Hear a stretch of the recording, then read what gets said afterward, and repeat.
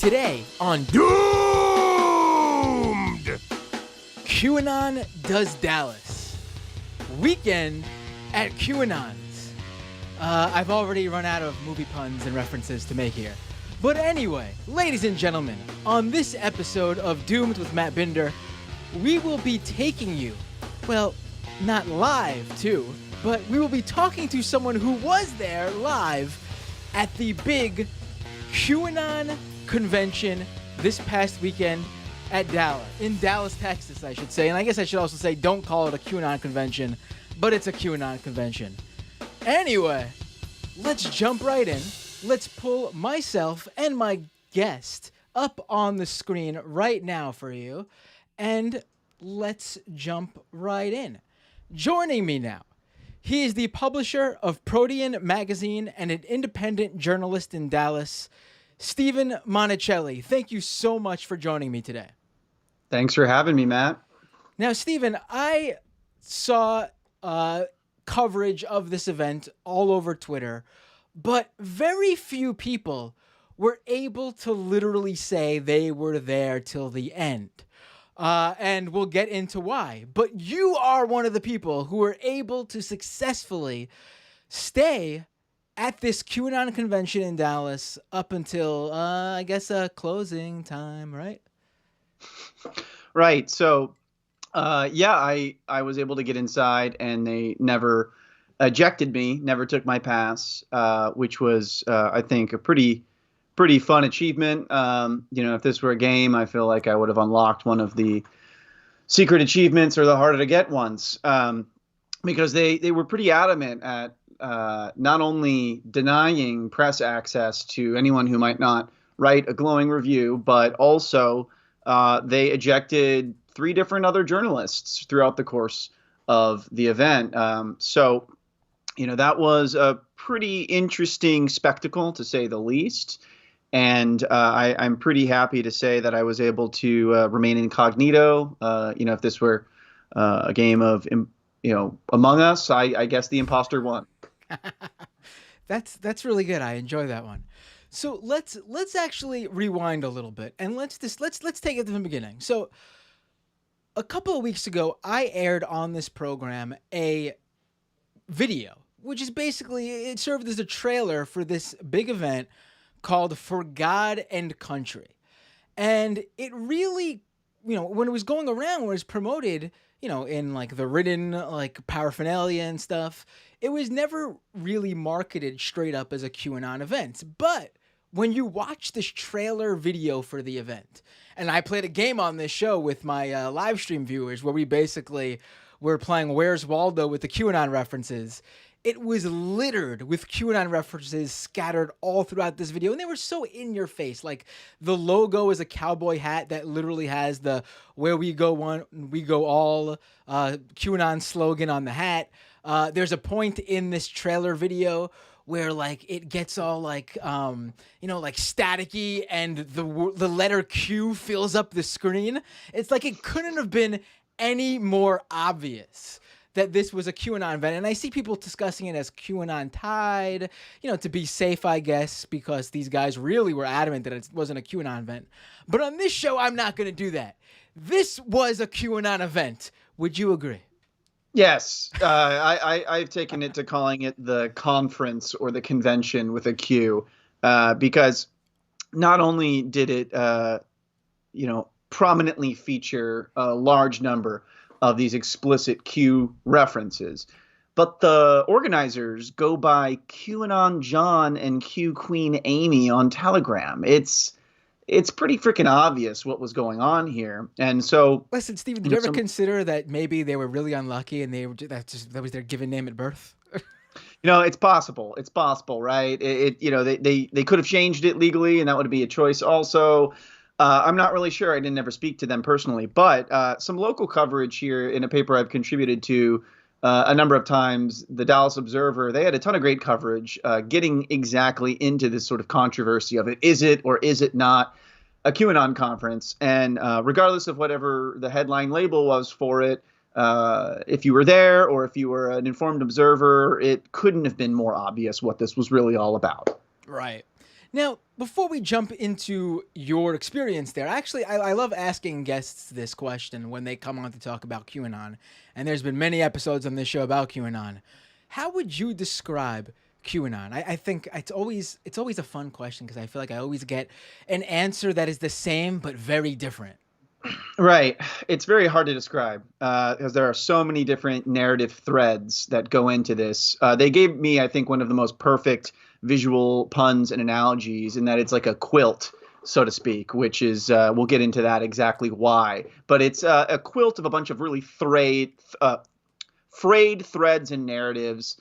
It's like a grab bag of conspiracy theories. I think it's a bit of like an interactive conspiracy theory driven movement where people are able to sort of identify what they identify with, what they feel most strongly about, and weave that into this broader narrative that doesn't really have a ton of foundation. It changes over time. It's very sort of like horizontalist in its makeup and its participation. But at the end of the day, I think there are a few things that bring it together, which is, one, sort of conspiratorial thinking, two, this sort of religious, almost dispensationalist thinking of that there's this plan where if you just follow it, you follow this rabbit hole, you'll be educated about, this awakening and you'll have the truth. And then there's also these elements of kind of just typical reactionary stuff, being afraid of progressive change or social change, being afraid of, people being transgender and that being on television and so on and so forth. But really what I would describe it as, it's just it's very reactionary, conspiratorial movement where people can read almost anything that they want into it. With the aim of, ultimately kind of overturning our current system of government, if you take what they say seriously. Right, right. I think that they went with the right one for marketing purposes with the quilt one, as we'll see. There's a lot of different products you could sell when you say that your movement is like a quilt. Right. Much better than when I was talking about it back in the early days in 2018 when I was like, it's like the octopus is like the child trafficking conspiracy and all the other conspiracies are the various tentacles that extend from that main body. I guess you can't really sell like live squid or something at a convention. No, and it's certainly a patchwork of ideas and things that are stitched together in a very haphazard fashion that the more you really learn about it, the more you're like, how the fuck is this thing, excuse me if you don't allow that, how is this thing even being held together? Oh, you can curse all you'd like on this show. Feel free, Great. especially on an episode about QAnon. I mean, I feel like it comes with Fantastic. I'm drinking a beer, so that might happen more. Oh, perfect, perfect. So let's now get to the event. Now, the event actually started before the event. I remember seeing online that there was coverage of all the big QAnon wigs, all the big influencers and the big names in the QAnon world, the Q celebs showing up, and they had this big dinner. Could you tell me a little bit about that? Right. Yeah. So that was the VIP reception. I didn't actually make it into that because those tickets were $1,000 a pop. And I didn't spend any of my own money on this. I was able to raise some funds kind of last minute to be able to get a ticket because they denied me press access. But I do know people that were inside that event, that VIP reception. I had an inside source, and as well as one person, Brace Belden, who he runs the TrueAnon podcast, which is an ironic name. They are not really QAnon adherents, Right. but he was able to convince them to give him a full access press pass. And so it seemed like it was just a lot of hobnobbing, people taking selfies with General Flynn, Sidney Powell, these other luminaries. Like Doug Billings is another, big name that comes up in a lot of this stuff. And so it was just kind of like a celebration where these people were treating Flynn and these others like celebrities and were really excited to be standing shoulder to shoulder with them. Once again, $1,000 a pop just to be able to get that opportunity. Now, you say $1,000, and that's a lot, obviously, for the VIP event. But I think, I don't want listeners to this show hearing this and thinking, oh man, $1,000, that's a lot but that's like the VIP thing, right? I mean, obviously the main event, it's QAnon's a people's movement in the conservative world. Like, regular Joes and Jills, schmoes are online following this stuff, and it's got to be open for them to access it. These events must be like 20, 40, $50 maybe. How much was the actual main event? No, not at all. It was $500 for a general admission ticket. And not only that, but a lot of people came in from out of town. So they were then on top of that spending money on hotel rooms or plane tickets, gas, food, etc. So by the end of it, some people were spending well over $1,000 just to be able to be here for a few days. And then, in addition to that, which we can get into this in more detail whenever you'd like, there was an auction on Saturday night where several people spent thousands of dollars on a variety of kitschy memorabilia, including this QAnon themed, kind of almost Blue Lives Matter-y themed as well quilt that had a giant Q on it. All right, so let's talk about that. But first, I do want to say, put into perspective, that $1,000 VIP ticket isn't looking so bad. I mean, why pay the $500 to be in an event with hundreds of, I'm assuming maybe even thousands of people, and not getting the access when just for an extra $500 you could get direct hangout access at a little dinner with Flynn and Powell. Oh, it must $1,000 for that one. Sign me up now. I wish I would have been at that one. Yeah, I mean, I guess that just depends on who you are. If you're a working class person, that's like, maybe 1/30th or 1/40th or 1/50th of your entire annual wages. So you'd have to be really psyched about this, like religiously or zealot-like psyched in order to want to do that. Because otherwise, you could go to a Fish concert, you could go to several of them. You could do a ton of different things. It's interesting you said all those things because those are all great adjectives to describe QAnon believers. So I mean, they certainly would do that, which I'm sure they did. Let's get into the money that was going around at this conference, actually. You brought up the auction. Tell us more about this auction. Give us some items that were for sale. What was the auction for? How much were people throwing around at this thing? Right. So the auction took place in a large ballroom in the Omni Hotel, which incidentally is owned by the city of Dallas. There's some speculation that they didn't do anything to stop this convention from happening because back in 2016, they got slammed with like a $650,000 lawsuit for canceling a pornography festival. So just a little bit of context there. Going into the ballroom, it was a big party atmosphere, lots of tables. You could buy beer and wine and other things. And at the front of the room, there's a stage and they're conducting a big auction. So some of the hot ticket items. There were a whole series of Revolutionary War themed portraits and Founding Father themed portraits where they would superimpose Trump and Flynn and Powell and other people's faces on these paintings, presumably for somebody to hang up in their home. Those would sell for, upwards of $3,000 each. Well, good investment. Could be the next Banksy right there. Right. You could buy a Ben Garrison, I guess, for the same amount of money. And so that was something that people were really excited about. And it's really, important to get a little more into that because when they would describe some of these paintings, they would be so serious. This is a painting of Trump and Flynn. It is modeled after a painting of the Battle of Lexington and Concord, and they're firing the first shots in the Revolutionary War. And a faction of people who are, taking the government back for we the people. That's important context for later. Now, other things they sold, baseball bats, these, fancy looking baseball bats that Flynn would either have engraved or would also sign. Those would sell for like $7,000, $8,000 a piece. One of them he gave it a name, which I'm still trying to wrap my head around what the hell it's supposed to actually mean. But he's like, me and my wife call this one the Department of Just Us, which, take that for what you will. And then I mentioned the quilt, right? So the quilt, which when I described it as a quilt, I pissed off Quilt Twitter. They were like, what the fuck? This is not a quilt. And how dare you describe it as such? But that's what they called it. And, it's a great pun, a Q-wilt. An online movement that actually might be more fervent than QAnon.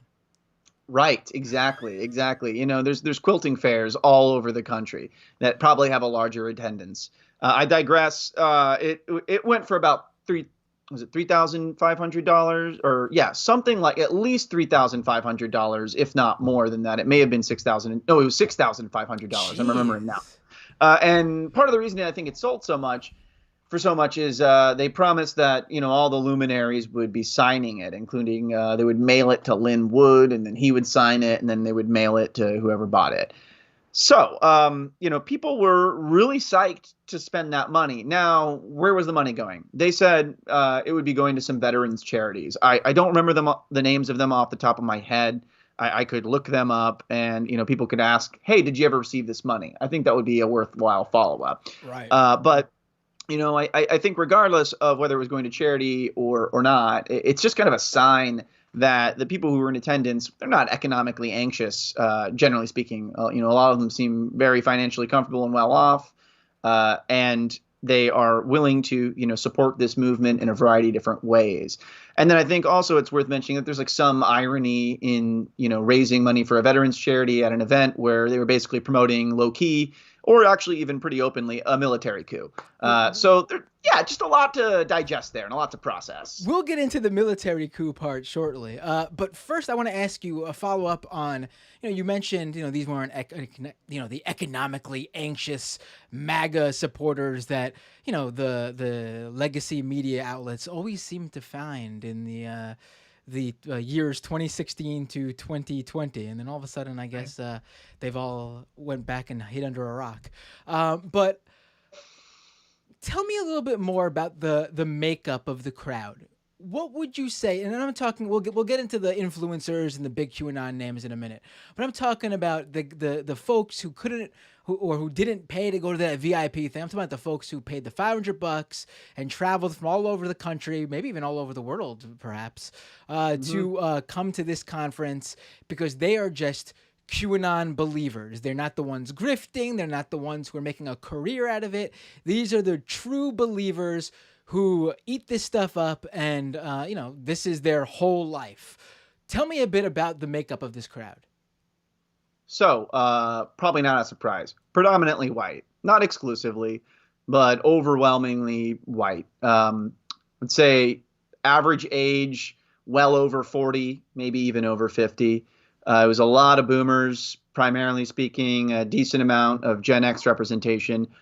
Not a lot of people, I would say, around my age. There were some. There were definitely some. But they were the exception, not the norm in terms of, age demographics. I'd say also, not people who are visibly or obviously mentally, fraught or unhinged.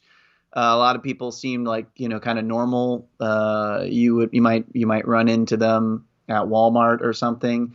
And so, there wasn't like this cabal of people who were totally unhinged or evil or anything like that. It was, people that would be in our parents' generation or maybe the generation right after them. And predominantly white. And also it seemed like a lot of them were religious to a certain extent, because there was quite literally like a church service type thing that happened on Sunday morning that people responded to pretty well as some pretty explicitly religious themed speakers talking about, retaking the country, God-loving patriots having control over the government and media and finance, which really does tie into the official title of the event, the Patriot Roundup for God and Country. Right. Tell me a little bit more about those religious events that happened there, because, I do think early on, QAnon definitely was, like you mentioned, there was an older crowd there. Early on, QAnon definitely was almost, I don't want to say entirely, but at least the rank and file QAnon believers were mostly boomers. And I feel like when the pandemic hit last year and more people got wrapped up in online conspiracy theories and fell down the QAnon rabbit hole, I do feel like the age demographics varied a bit more. But it still felt to me like, the people like the young, like young 20, 30, 40-year-old moms who like reading about alternative medicine for their kids. Like they got wrapped up into the Save Our Children stuff, but it still to me felt like they might not even have really known fully what they were getting involved in. Like they might not have Right. realized that this stuff was QAnon. And I think now that like we're further from the election, and now that QAnon doesn't have Trump in the presidency seat, and they're not as powerful in recruiting, I still think there's other reasons, there's other things they're doing online that are things to worry about. But I think the recruiting outside of the Q world is on pause right now. It seems for a little bit, at least when it comes to some of these influencers. I feel like they, I guess, just sort of are still obviously wrapped up in the anti-vax stuff, but they didn't continue on with the Q folks who were still stuck on this whole Trump ascending to the presidency thing, which brings us back, I guess, to what you saw, where it's back to being mostly older people who are white conservatives. Right. And I think there's also something to be considered about the, ticket price, right? If you look at the graphs of, wealth distribution in this country by generation, the boomers still hold the overwhelming majority of wealth. Generation X is a bit, doing better than the millennials by any metric of wealth and income on average. And so that probably also filtered out some of the folks that you're describing that, are younger and maybe got wrapped up in that. I don't know if they can afford to take off work and spend that much money to travel across the country for a long weekend. And yes, I think, my general impression was this kind of like a boomer led movement for the most part in terms of the luminaries and the celebrities. There are some of the, Q-tubers and what have you that are a bit younger, like Jason Slather, but he fits that profile of what you were talking about before. Kind of got into the alternative medicine health scene really early on. Kind of got wrapped up in this idea of what chlorine dioxide being healthy, and has just since run with it. So he seemed like the exception to the rule, at least in terms of those demographic things, and then.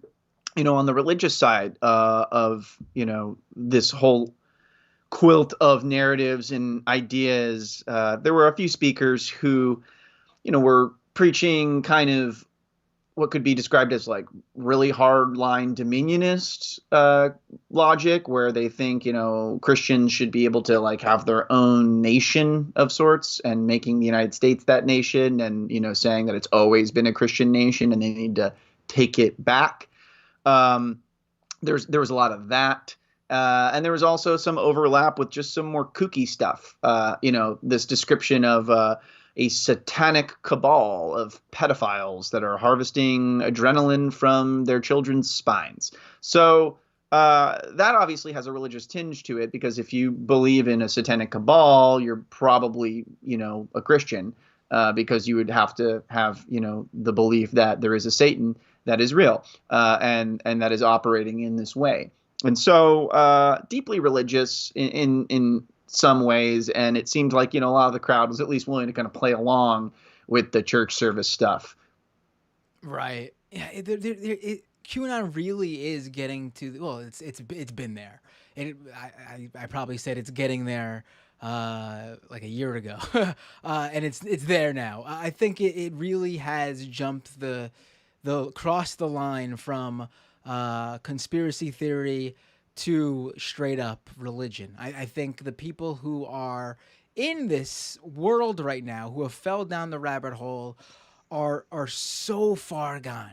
And I guess you had a in-person view of that. Would you say that description is correct? Like, these people are deep into this. Right. So I think there's two things to consider here, right? One, people who have been observing this and researching it longer than I have and more deeply than I have, some of them have described it as operating in many ways like a cult, and describing, the similar tactics that they use. I think, experiencing this event, it made some of those arguments and descriptions of the movement ring a bit more true to me, because there's this theme that came up with a lot of the speakers. And I assume, it's the case for several of the people in attendance, that they feel like they've lost everything, or they've been ostracized by friends and family and business contacts and so on, because of their beliefs around this movement and their adherence to these beliefs. And, you could describe it as their obsession with some of these things. So, I think a consequence of that is that it's pushed some of these people even further and deeper into the embrace of this sort of newfound community of like-minded people. A lot of them would describe, creating groups online where they would share research and, have a sense of camaraderie in that way. So I think, it's got a religious tinge to it, but what cult doesn't? Right. There's a source that, they actually acquired the ticket for me, and they had gone in a little bit before I did to just give me an advanced idea of what it was like and make sure that I didn't get carded and identified right from the get-go. And when they handed me the pass, I was like, okay, what was it like inside? How would you describe it? And they said it was like a church. Wow. I mean, yeah, hearing that with QAnon, I mean, yeah. And it's interesting, you said how, a lot of them feel hopeless and they feel alone, like ostracized from the world, certainly from their families and friends, but that's more due to their belief in the conspiracy theory. But, and there's I'm looking at in your video, there's a poster behind you that's to support Medicare for all. And I'm thinking of how you mentioned how these were, these people who were there weren't economically anxious, but obviously, I'm sure even for people who went out there, it's still $500 to $1,000 throwing this money around. And there are the people who couldn't afford to go there, obviously because of money issues. And then they also, a lot of QAnon believers also believe in this old school conspiracy theory that predates QAnon by many, many years, of this law, Nasara, where basically they believe that, have you heard of this? Where Yeah, a little bit, but please go on. yeah, where they believe that there was a law passed a while ago that couldn't be enacted because of 9/11 or something, where basically once this law is enacted, all of their problems will go away. All of these diseases will be cured. All of their debts will be abolished. And I'm taking in all these things we're talking about, and I'm thinking, they think this stuff is all connected to QAnon, and that'll be the big savior, and they're willing to throw away all these relationships because they view their life as, in such turmoil that they need this to happen to wipe their slates clean and save them from whatever, horrible life-threatening disease or whatever debt they're in. And it's like, you guys are looking at the wrong thing while you guys are attacking like the left at these conferences, the people who are literally advocating for real things that will make your life better and will help you with your debt, and with, again, bringing up that poster behind you, the Support Medicare for All, will help you be able to get the medication you need. You're like being taken the wrong direction. These grifters are literally milking you of money while like guiding you astray. Like your help is the other way. Yeah, it's really something, and it's disturbing. But I think to your point, not just that conspiracy theory, but many of these conspiracy theories that are discussed or ascribed to, they're not new, or at least they're directly connected to things that have been happening for a long time and theories that have been around for much longer. So, this idea of like a satanic cabal, right? I mean, when didn't we have the satanic panic already? There's this, fear of a global communist government that's, old as the Red Scare at the very least. We've got the NWO stuff. I mean, that's decades old. We've got, some new things like the adrenochrome stuff and the Pizzagate stuff and, all these novel things. But, the allegations that there are pedophiles and that they are, like harvesting things from children, that's literally just like warmed over blood libel conspiracy theories. Like that's as old as the medieval times.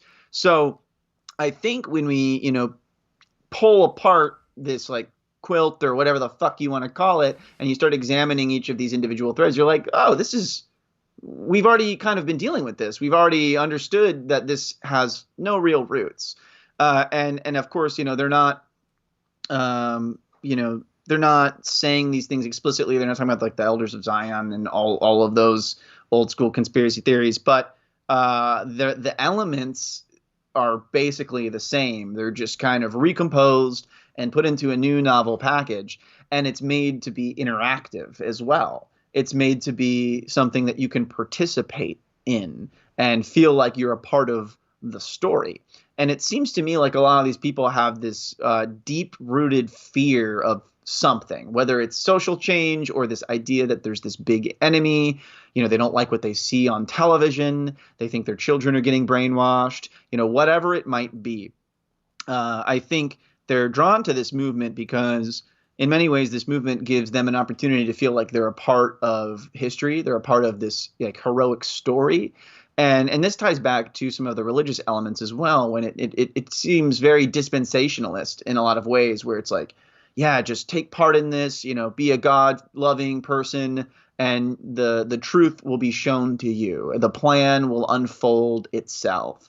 And yet also they, are, given this opportunity to plug into that plan and feel like they're helping move it along. God needs his warriors, so to speak. So I think it is a way for people to, feel like maybe they're less helpless. But it doesn't really get to the root of what are they so afraid of, because a lot of these people that showed up, you can't, I don't know what all their finances look like just, based on this auction. Perhaps some of them were, really, doing a second mortgage situation and spending this money in this way because they believe in it that much. That's possible. But what they're certainly showing is that, they are invested in this movement that is promising the prevention of this big enemy from having control over their lives and sort of rolling back some of these things that have happened, while then also promising some things in the future, like you were describing. Like, one young man, he was pretty young. He was maybe around my and your age. I had sat across from him at lunch, and he described to me like, oh man, if there wasn't this, communist global conspiracy, then we wouldn't have war, and we could be colonizing the moon and Mars already, and all this stuff, and our lives would all be better. And I was like, there's a global communist government? That's like news to me. I wish. I mean, all that aside, I just witnessed and understood that they have this sense that they don't like where things are going, and as a result, they want to do something about it. And it's such a traditionally attractive thing about conspiracy theories to tell people that if only this group of people, this group of people, if only we just could get rid of them, then things would be different and better. And that's a lot easier of a pill for some people to swallow than to say, maybe we've designed a society and have inherited a society that is like deeply structurally fucked up and needs to be changed. Otherwise, shit's gonna really boil over and we're not gonna be on this planet for much longer. That's, I think, a harder pill to swallow because it makes the individual seem that much less capable of actually influencing the course of where we're going. It's a lot easier for them to sit in the audience, and this literally happened, be like, oh yeah, hang all the Democrats. Yeah, that's not surprising, but also an interesting thing that I'm sure that happened more than once too. Well, yeah, there was an explicit call from the audience to do that, and then Jason Sullivan, during his speech, he mentioned Hillary Clinton. Regardless of whatever you think about her, it's not really appropriate for him to then just make a news signal and do that, like, and then the crowd to go, ha, yeah, awesome, like that. Set next to the context of they actually set up, gallows and nooses and stuff outside the freaking Capitol building. Right. Oh, at what point is this not ironic anymore? Right. The little hand motion you showed me right now on the stream to signify a noose. I mean, like, he literally could have done that for anybody, including Donald Trump, their hero's own vice president. I mean, they literally wanted to hang him on January 6th. I mean, that was, I'm not saying all the people who went down there had that goal in mind, but there were people who did go down there who wanted Right. Pence's head. Right. And I think it's, something that we should be cautious and careful when we talk about it, because there are extremes within this movement, and those people are the most vocal and they say the most upsetting things. And it's not necessarily the case that all of them say all of those things out loud or even believe them. But what is concerning and upsetting, pardon me, just dealing with this beer, is that they refuse to even get an arm's length away from the people that are doing that. There's no distancing. There's rubbing shoulder to shoulder, full on open embrace. And so, as a result, it's hard to separate, that from, the more extreme stuff from people who might just, be interested and dip a toe in. But still, I think it makes us have to take it very seriously, because you can only joke about things so often, and you can only claim that it's ironic so often before it really starts to be like, you're saying what you mean. No, you're actually saying what you mean out loud. And we have to take that seriously. Right. Right. Yeah, I think it's clear, and I hope that this QAnon conference, I mean, if anything comes out of it in a positive sense, with all these videos, because they were live streaming the event, right? It was like a pay-per-view type deal. Yeah. Well, not only were they doing that, but then there were other people inside it doing like unofficial live streams. It's like they're eating each other for $1. Right. It's hilarious.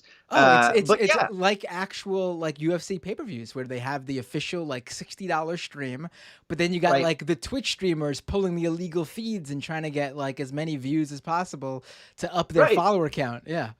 Right. Right. Yeah, actually, there's a live stream of the auction that you could go back and watch like the whole thing, and you'll probably see me in it if you watch it for the whole thing. You'll be like, oh, hey, there's that guy. But it's baffling to me, because on the one hand, they didn't want journalists to be in there of a certain stripe, right? But on the other hand, they were broadcasting it all out to the public, to the internet, just for what, like 1776. It was $17.76. Very 76 very cents. clever. Very clever. Yeah, really, really, really clever. And so, it's like on the one hand they were like not hiding, but on the other hand they didn't want people to be able to really talk to the normal attendee to actually get the context of why they were there and what they're really all about. I think that's pretty telling. And we saw it with the Flynn comment.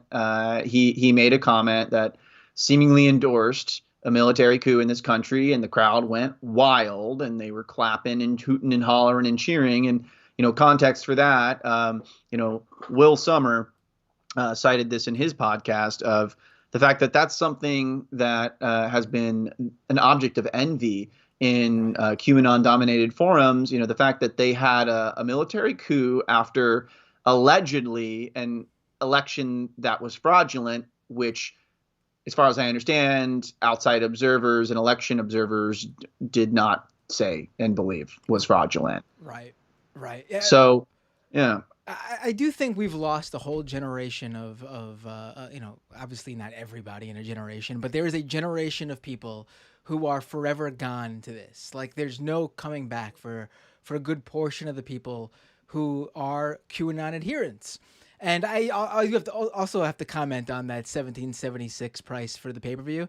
I mean, you know how they came to like, oh, wouldn't it be clever if we charged people on the live stream $17.76?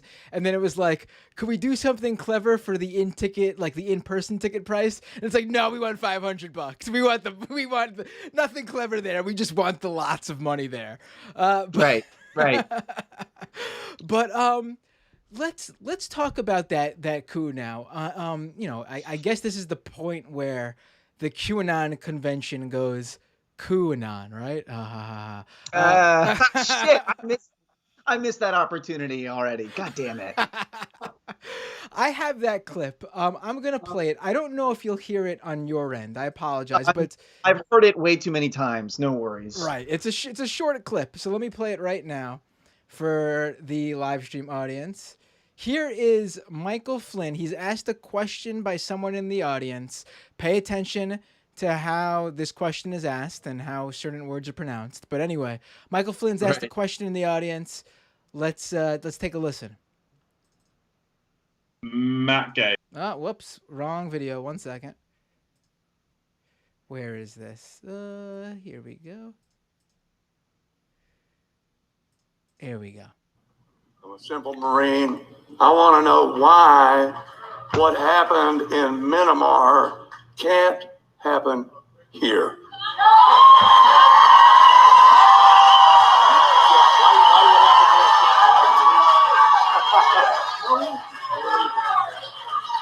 You know, no reason. I mean, it should happen here. No reason. That's right. One more. So, first of all, I guess there's a country called Minibar. I didn't even. It's either minibar or minimar, minimize. I don't know. If it's Minibar, it sounds like a delicious chocolate bar snack, to be honest with you. It does. It really does. It sounds very appetizing. But yeah, so that quote was, that clip, that question, the response. I mean, we all heard it ourselves. We all heard how they responded. He gave no clarification in the moment of what he meant. It seemed like everyone in the audience knew what he meant.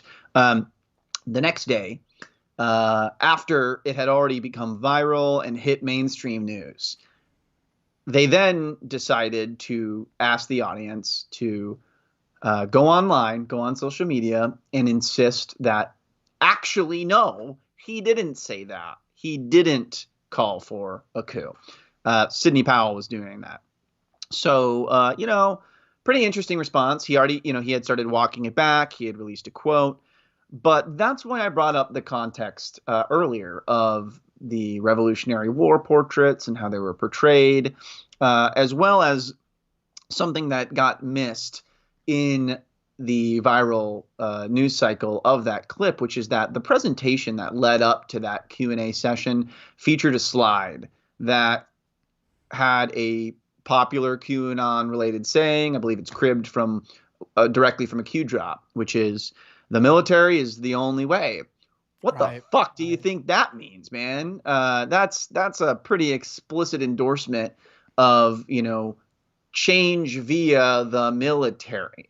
Now, I've reported on a protest here locally of Burmese and Myanmar diaspora people who had been protesting. And, from what they've described, a coup like that don't go so easy and well. There have been massive protests in that country. There have been clashes with the military and riot police. People have been shot and killed by the dozens. If their families are alive or okay. Total fucking mess. And it seems like a lot of people who are a part of this movement, they have this idea in their head that there's going to be this tumultuous period of time. The storm is coming. And then after the storm is the Great Awakening, and the reinstatement of Trump, I presume. So, as I said on CNN, I don't think we should trust that walk back. I don't think we should, not only given the context of what happened at the event, but also given the broader pattern among Q adherents and promoters, which we touched on earlier with QAnon John and Q Queen Amy, where, they try to deny the obvious. They try to say one thing to their followers and then say another thing to the critical press.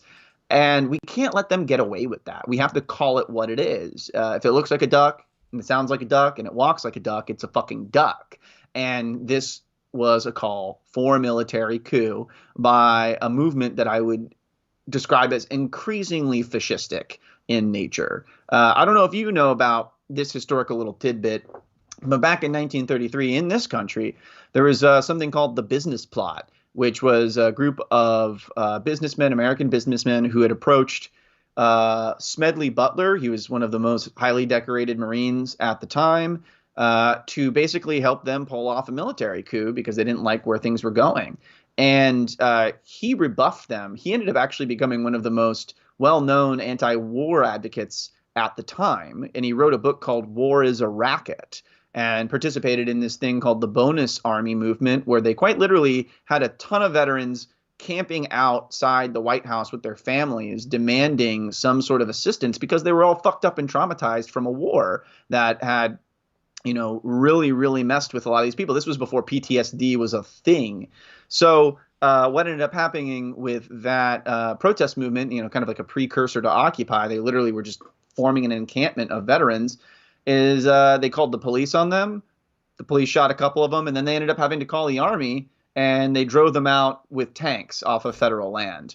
So, this is a long-winded way of saying that, like, this isn't the first time in this country that we've had people kind of advocating for a military coup. It's just that back then we had someone who, decided to stand up and say, hey, this is what's going on, and this is why we should resist it and stop it. Whereas now, Michael Flynn is kind of like the foil of Smedley Butler. He's like a disgraced former general that has, fallen into this grift. And I don't even know what the fuck his principles or values are, except for the fact that he's calling seemingly for a coup and has embraced this movement that is, in many ways just totally unhinged. Right. The interesting thing is we've seen that CNN is being sued by the Flynn family for basically saying in a report or a video package that they were promoting QAnon. It was over the summer last year when all those QAnon believers were videoing themselves taking the QAnon pledge. Do you remember that? Right. They did that at the fucking convention. There you go. So CNN reported on that, and the Flynn family sued CNN because they claim that that's not what they were doing. That's nothing to do with QAnon. That was just a pledge, and you're defiling the good Flynn family name.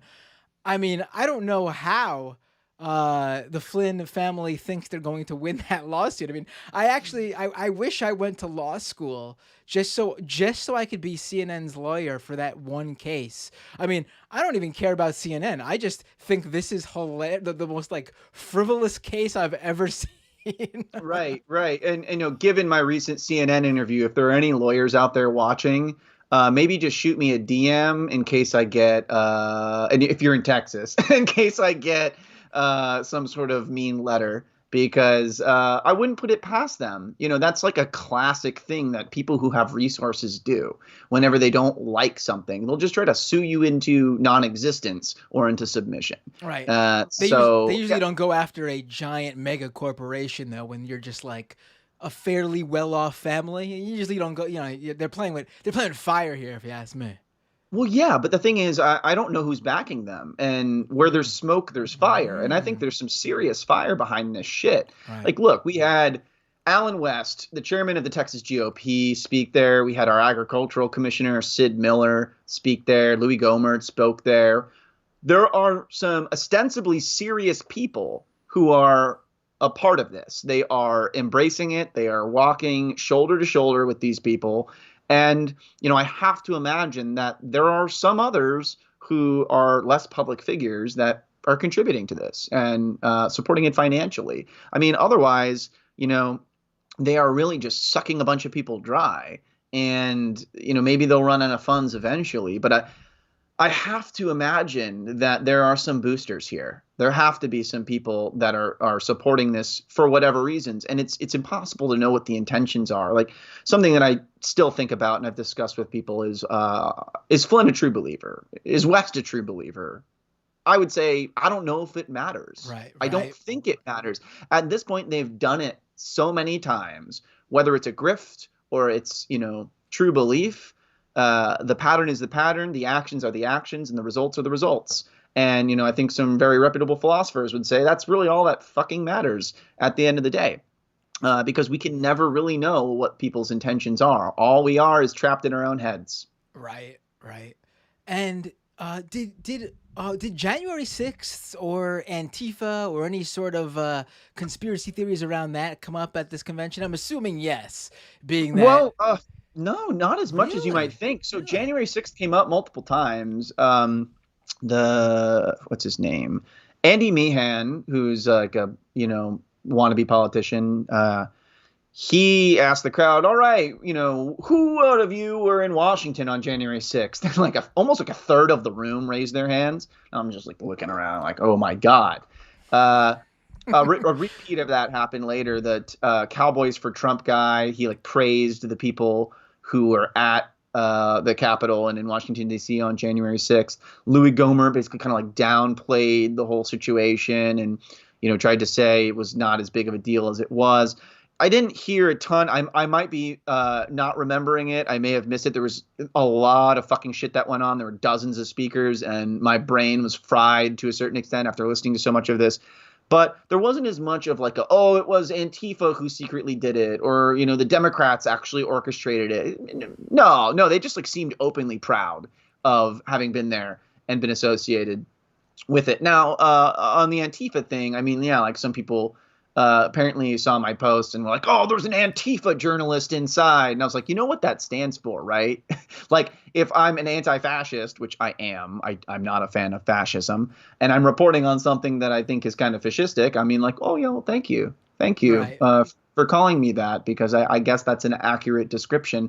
But I don't block up and I don't participate in protests that way. I report on these things. Right. And there's a difference. Right. And then after the QAnon event, you obviously went back to Antifa headquarters and filed the report. Right. Yeah. I mean, I had to put in I had to record all my expenses and get it to the, local financial accountant of Antifa. Right. I had to, check in and give my report, of course. But I digress. The ridiculous nature of all of it was that, these people seemed like shameless in, being proud of having been there.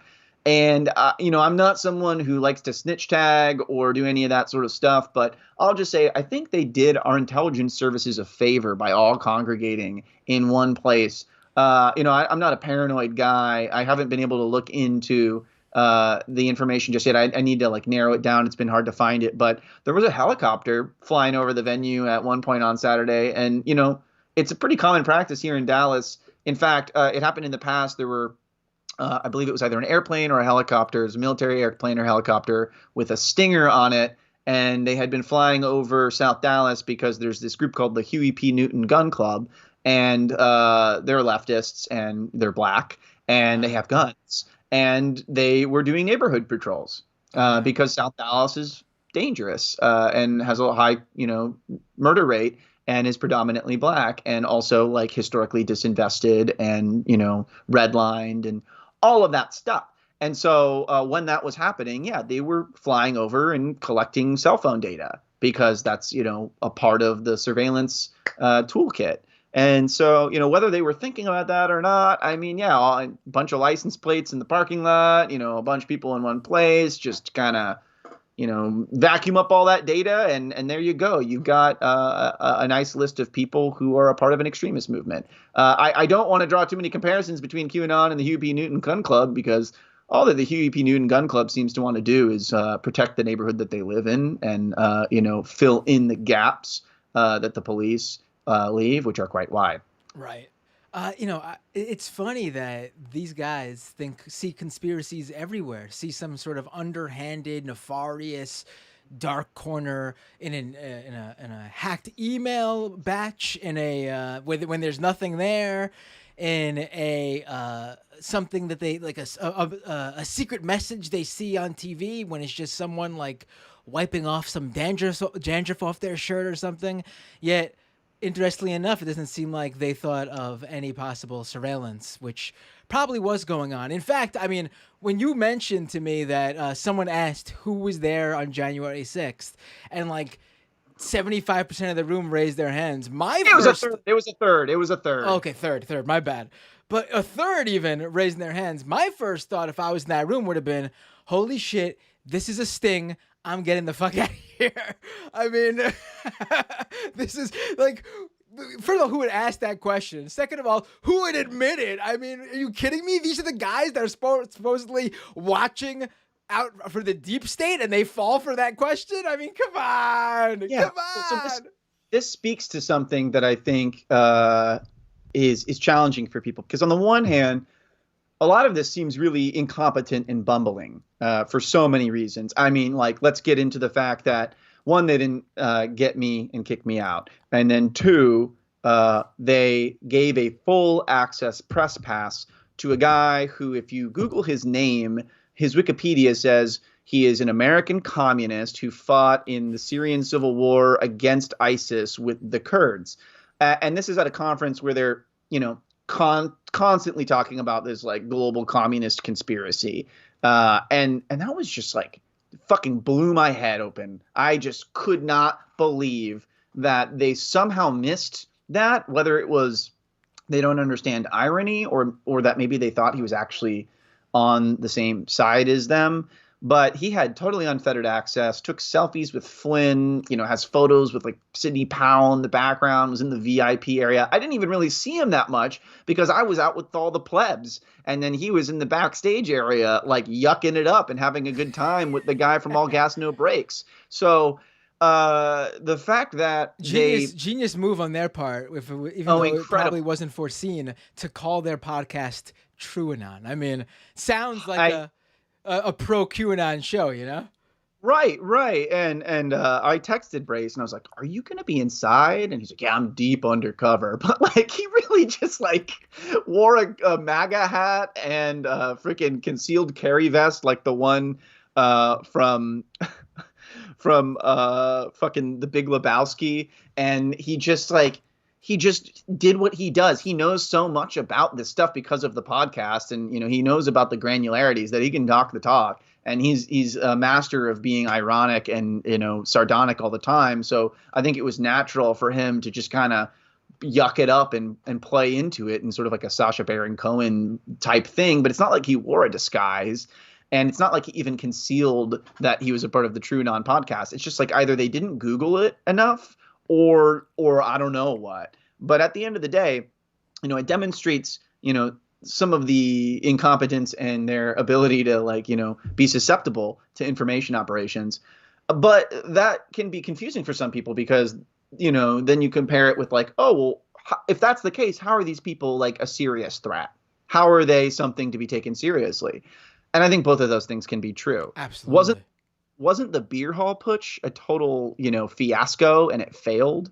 Weren't some people probably thinking of other extremist movements? Oh, they're never going to get that big. How could anybody fall for that? How could anybody think that is something that we should be super concerned about or waste any of our time on?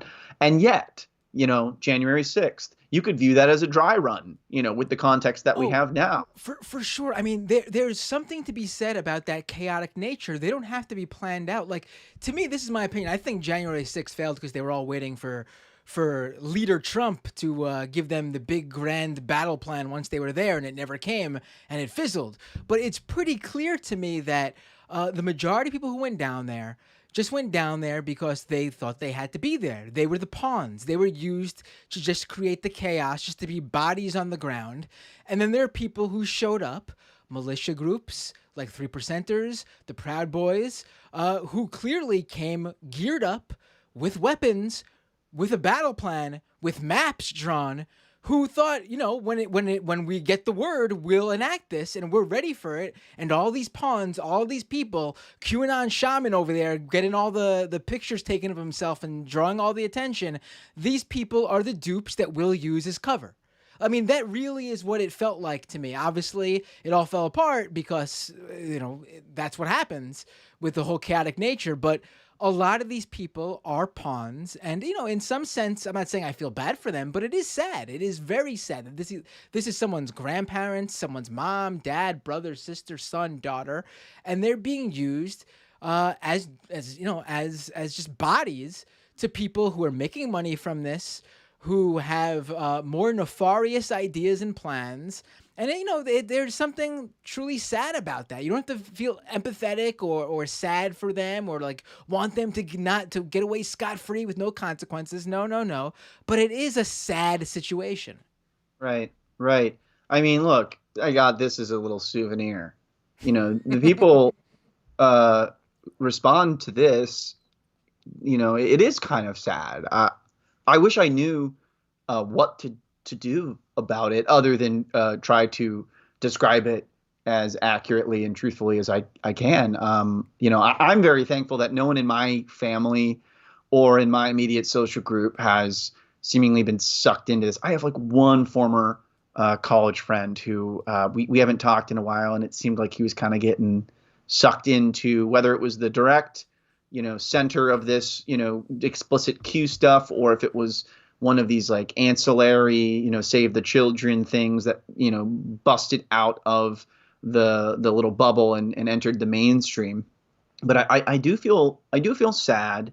And my hope is that we can, illustrate to as many people who are not too far gone that this is something that's really happening, that needs to be taken seriously, and that, we have to, push back against however we can if we, actually want to continue to live in a democratic republic, or whatever, however you want to describe what we're living in now. Right. Because they do seem to have a vision for what they might want to, happen, and how they would like to see things run going forward, and what sort of, country they want to have. And, I don't know if that's something that would be welcome to someone like me. So, I feel sad. I feel worried because even if many of these, as you said, are kind of pawns or bumbling or, misguided, there are some people who are within this movement that are a bit more intentional, very likely a bit dangerous, and equipped and perhaps even willing to do extreme things.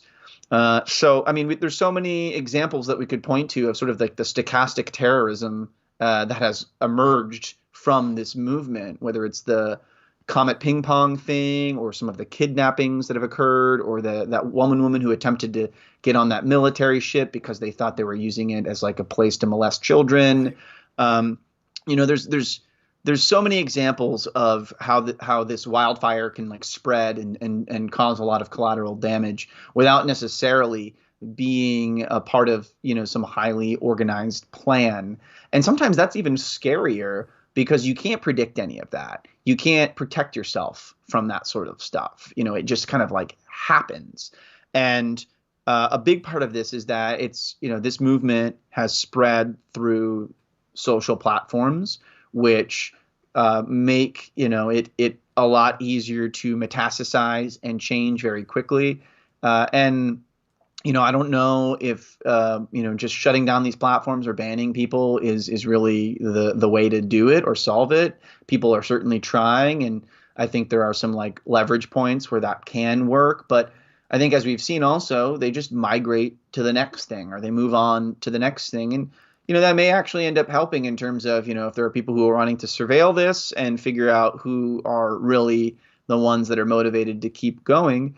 But that only gives us information. It doesn't necessarily help us figure out how do we like, make sure that this doesn't totally get out of control. And I don't know if spending a lot of time trying to convince these people who are too far gone is the right way to do it. I mean, there are people who have reformed, whether it's from a cult or from the KKK or Nazis. Those stories are inspirational, and they, can inspire some hope. But I don't know if they're statistically the norm, or I don't know if they're the exception to the rule or not. And, I'm not going to be spending a lot of my time there. If there are people that are doing that, more power to you. But my hope is that we can at least be prepared for what might happen based on what is being discussed in these sort of ideas, and then just respond accordingly. Right. Stephen Monacelli, publisher of Protean Magazine and an independent journalist in Dallas, thank you for joining me today, because I just want to say, I was looking at the list of people who've been on this show before who just did not get into the event, or who got kicked out of the event. Will Summer of the Daily Beast, Travis View of QAnon Anonymous, and I respect them immensely, but obviously big losers, didn't pull it off like you did. Well, I feel bad, right? Because one, one of the reasons I went is because Travis View, he got rejected. And so when I saw that, I was like, okay, I guess I should probably go, because I wasn't aware of how many other people might be going. And then, too, I was posting about being there live. And I think, Will talked about this on his podcast a bit. He may have even been mistaken for me. And that may have been why he got fingered. And then they asked to see his ID, and they had been looking. And he had messaged me this as well that day. He's like, yeah, they had your photo pulled up. And so I think it was even maybe a case of mistaken identity that he got rejected. And that makes me feel very bad, because he has been one of the most prolific, researchers and writers on this subject. And I think, credit where credit is due, right? Travis, if it weren't for people like Travis and Will or Jared Holt, I would have not been as prepared in terms of all the information and contextual information I needed to be able to get in there. And so, maybe next time I won't say that, but I felt like compelled to not only tweet it live, but to, be very clear about what my intentions were, because there are questions around the ethics of journalism and immersive journalism and going undercover that some people may say, okay, that's not fair or that's not appropriate. But I think in this instance, it was fair and it was appropriate. And it was really the only way that we could have, gotten as much insight, because my assumption was that if someone like Will Sommer went, it was only a matter of time before they kicked him out. Right. I gotta ask, what did you do that made them search for you? Oh, well, I think if I had to give a specific narration of what I think happened, I had been tweeting about this, but I'm not like the biggest journalist in the world. I don't have nearly as many followers as some of these other people. I'm not I don't think I was known in the Q circles before this. So Vegas Tennell, a Vice News reporter, he had tweeted a photo of the toilets from inside. And he's like, I'm reporting from the inside. He had been interviewing someone outside, and then that's when his pass got yanked. So his pass got yanked by QAnon John himself. Ooh. After that happened, because Vegas, I think he's got a shaved head. And so I think he was like, oh, that's the guy. So that happened. I saw that Vegas had posted that. And I think I was having a little too much fun with it, but I retweeted it and I said, but they haven't gotten me yet. And I didn't know Will was inside. I had no idea. So, Will, if you watch this or you see this, I'm deeply sorry that I may have gotten you ejected indirectly in that way, because after I had posted that, they started commenting. They found my feed and they were like, oh, the hunt is on. One of them literally said, I just spoke with the general. We're going to get your ass. And then they started thinking maybe I'm not even in there because they couldn't find me. And it was just a whole fiasco. I'll admit, I had a little bit of fun with it because I thought the whole thing was absurd. But yeah, I really want to say that if that's the reason that Will got kicked out, next time, Will, just definitely don't buy a ticket. And, we should definitely not be on our phones. Right. Don't buy a ticket with your name at the very least. Right. It's crazy to me that I've attended many CPACs, for example. And every year I apply for the press. Well, when I was going for a couple of years in a row, I would apply for the press pass. They'd give it to me. And every year I'd put out critical pieces, critical videos that practically sometimes just were straight up mockery of aspects of the event. And every year they gave me that press pass. And, I don't respect anything else they do, but if a conservative is willing or a right-winger is willing to debate or interact or engage, that I respect that in some weird fashion. I respect that very specific quality about them. And, right. You think you'd want, especially if you're running this conference about this conspiracy that's surrounded about this, that's completely engaged in this conspiracy, you'd want the coverage, because any coverage would be possible eyeballs on this thing that those people might not have heard of before. But apparently right. they don't think that way. No, there's differences between people who are willing to defend their beliefs and say them out loud, and then other people who they've got these, deeply held beliefs, but they would like to pretend that that's not the case. And if you're not willing to defend what you believe, maybe there's a reason for that isn't so great. Right. Well, really, really quick before I let you go, one last thing. I forgot to ask for questions earlier, but someone is already just asking anyway in the live chat. Oh yeah. Ryan Tennant asked, Steven, did they unleash the dogs on you? Will talked about the dogs they had patrolling the event. They had guard dogs patrolling this event? Yeah, they did. And, I mean, Well, I think I know they who were was bank. guard dogs is a ridiculous framing. They were like dogs wearing a tactical vest you could probably like buy on Amazon or some shit. Like it was just over the top. And the militia people who were there, by and large, I think I listened to Will's podcast, the segment about it. He got this right. They were not impressive in a sense of like I'm physically intimidated by any of these people. I mean, all I had to do is just like smile and howdy y'all, how you doing, and then just walk right on by. So yeah, I mean, what are the dogs gonna do, like sniff out someone's pot pen or something, which I saw people smoking on them there, which I've lived in California, I don't give a shit. But I think it adds some context to Brace Belden's post of him with Sidney Powell in the background that was just titled "Smoking Weed with Sidney Powell." I like to believe it was true. Right. I was going to say, when I heard about the dogs, I was going to say, well, we know who bankrolled the event now. This event was clearly organized by Mr. Burns from The Simpsons. But in the chat, someone said Will had described the dogs as one was a pug and one was malnourished.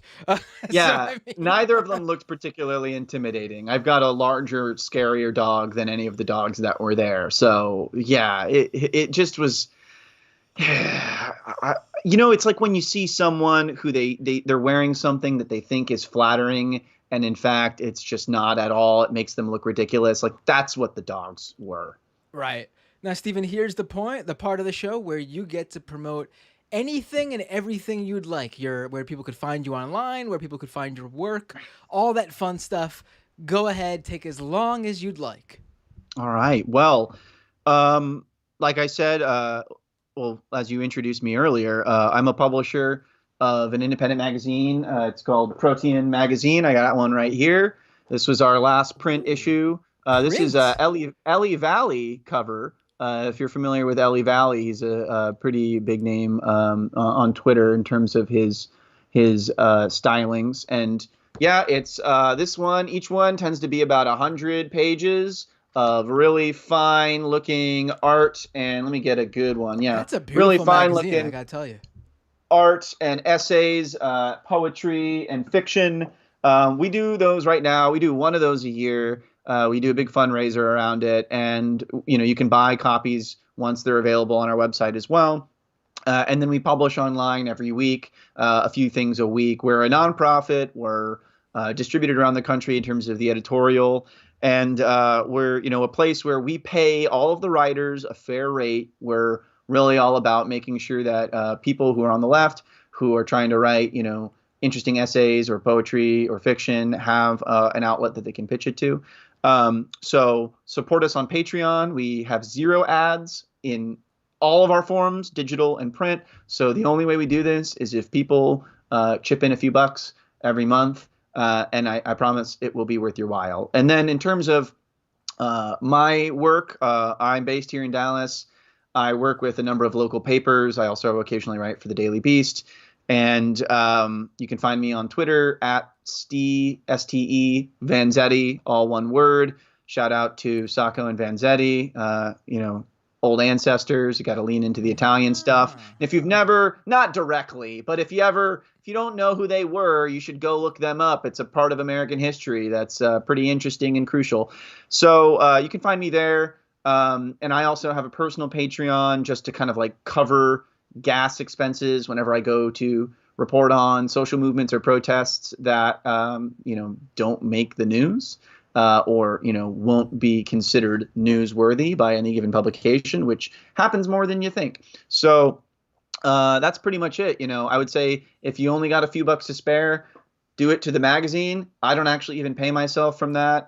It's something that we're trying to grow to make a sustainable, reader funded place to, find and publish really interesting stuff that we think is, worthwhile.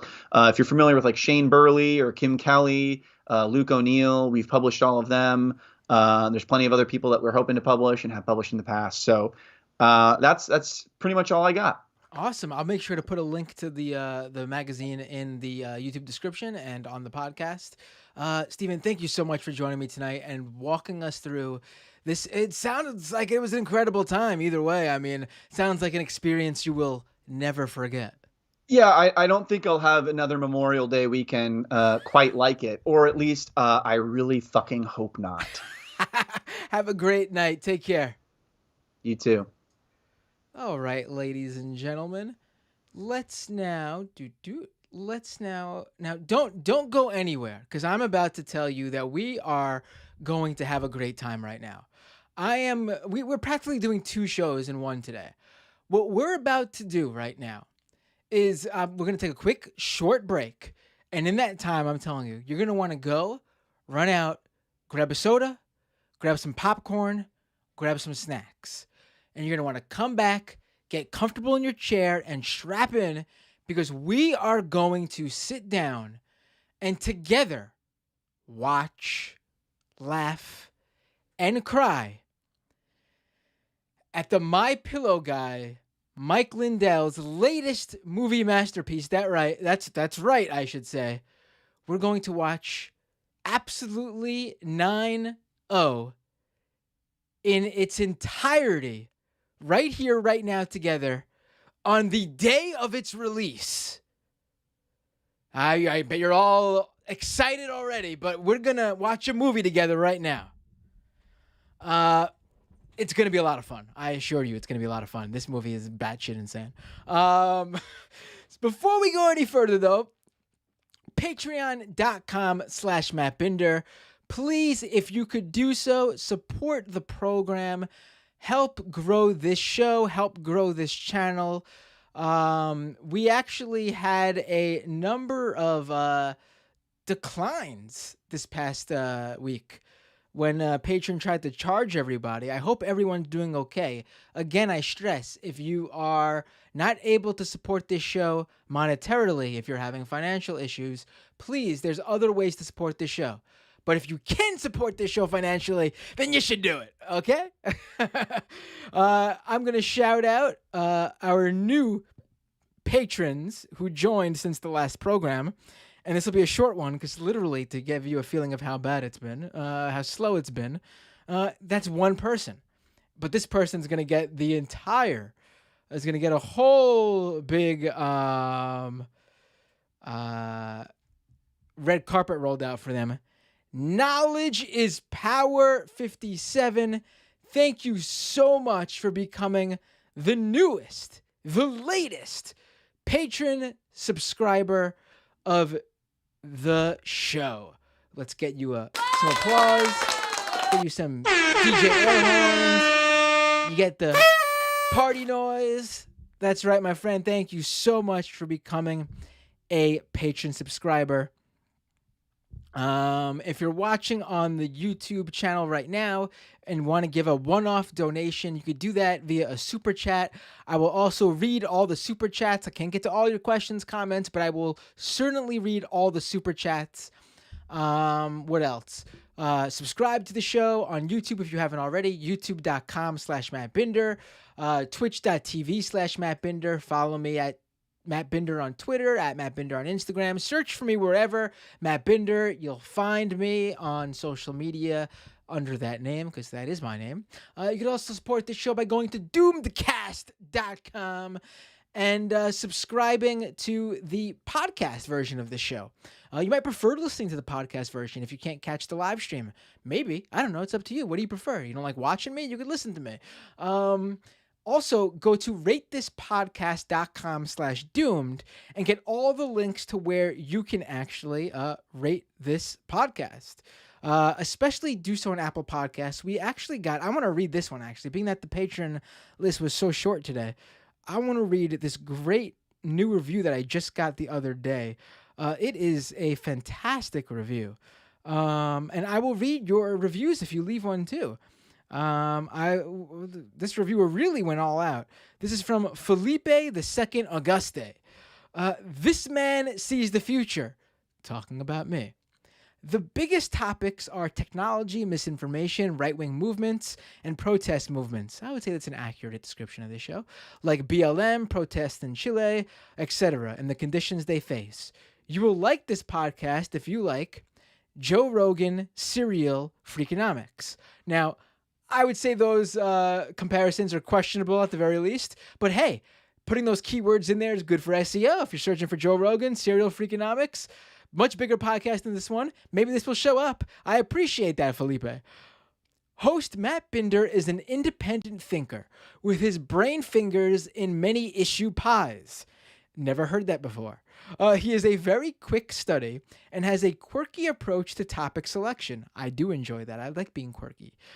And these two qualities have allowed him to see many issues coming before most of the left, such as QAnon, Facebook misinformation, problems with Russiagate, the good parts from Russiagate, issues with Section 230. I really appreciate you mentioning all those things. Those qualities have also attracted a motley crew of regular callers to the show, many of whom have really deep expertise that I haven't heard elsewhere. Shout out to all the callers of this show, especially the regulars. The show is focused on the US, but also addresses a very good mix of international issues, especially in Latin America. That's a big shout out to Renee without name dropping him, if you ask me. There are also occasional tabloidy deep dives into individual right-wingers, which are a lot of fun. Now that's a review. You don't all got to leave a review like that. But for example, here's a good review. Here's a good short review if you want to leave a short review. This is from John Goad. Matt is awesome. This podcast is a must listen if you seek the truth buried under all of the poop. See? You could do a long review like that first guy. You could do a short, concise review with the fecal matter of your choice mentioned, like this latter review. Your pick. What else? I think that's everything I could name drop. I should name drop right now. Yeah, we are gonna go to the second half of the show. If you are watching live on Twitch or YouTube or anywhere else this is simulcast live right now, you can stick around, even if you're not a paying subscriber. And you can watch right now, no problems. Stick around. If you are not watching live, this is where I bid you, or you're not a patron subscriber at patreon.com/MattBinder, this is where I bid you adieu. We are going to, in the second half of the show, watch the latest Mike Lindell, the My Pillow guy movie about the election fraud that I need to tell you does not exist, for both purposes of making sure you know this and also for the fact that we're on YouTube and YouTube doesn't allow conspiracy theories unless you're debunking them, which is what we're going to do, obviously, because that's what this show's all about. So let's go to that second half of the show now. If you're not sticking around, see you all next time on Doomed.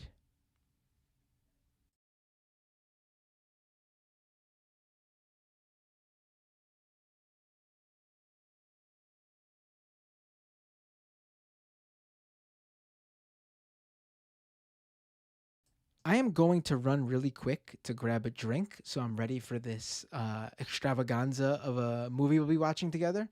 So just give me like a 30 seconds extra, and I'll be right back, and we'll do the second half of the show.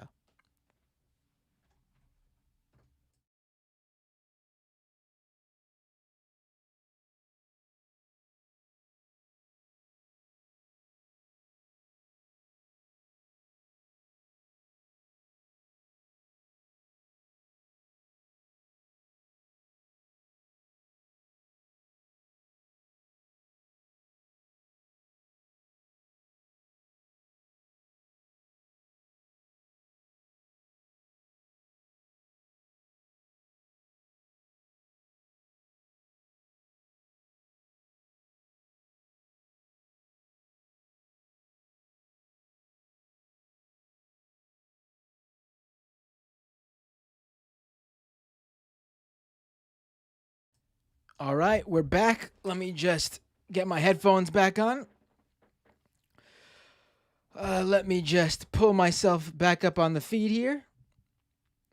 What happened to the Doomed logo up top? There we go. Folks, welcome to the second half of the program. We are going to watch a movie. Before I do that, though, there's just a few short clips I wanted to watch from earlier this week. A few things I wanted to talk about, and then we'll dive right into this movie. The movie's not the... He put out a movie called Absolute Proof a couple of months ago. That was like a 2-hour-long, full-length feature film about the election being stolen from Donald Trump. I'm talking about the MyPillow guy, Mike Lindell, which, of course, the election was not stolen from Trump. This one is, I believe it's a little less than 30 minutes. So we have some time here. The show will be, the usual 3 hours, I'm sure. My broadcast will be the usual 3 hours, I'm sure. But we have some time for some of these other clips I want to get to. Let's go to... Oh, we also got to do the super chats. Don't want to forget them. Let me read a super chat or two right now. Samantha Sider with a super chat. Great guest. Need more leftist spies like Steven. Absolutely. Tony Rizzo with a super chat. Great interview. Glad to hear from a Dallas-Fort Worth leftist. Hell yeah. Mark Jackson with a super chat. Oh, excuse me. Mark sent me a super sticker, which is the pear character holding his belly laughing out loud. Still time to get in your super chats. I'll read them all throughout the show. You can even ask to interact with me during the movie via super chats. It'll be a good time. But let's get to this clip. Now, this is just a short clip. The clip is actually longer than what I'm going to play, but this is just a short clip. Tucker Carlson was going off on something... who knows what? I didn't even watch the whole clip because you really don't even need to truly enjoy this clip. Tucker Carlson was talking about something on his show earlier this week, and I implore you just to pay attention to these first, 5-10 seconds of this clip, because it is amazing. It is truly fantastic. Let me pull up this clip right now. Pay attention to what Tucker has to say here. It is truly... Oh, did I not send it to this computer? No, there it is. Here we go. Pretty much everybody agreed that segregation was the worst thing this country ever did.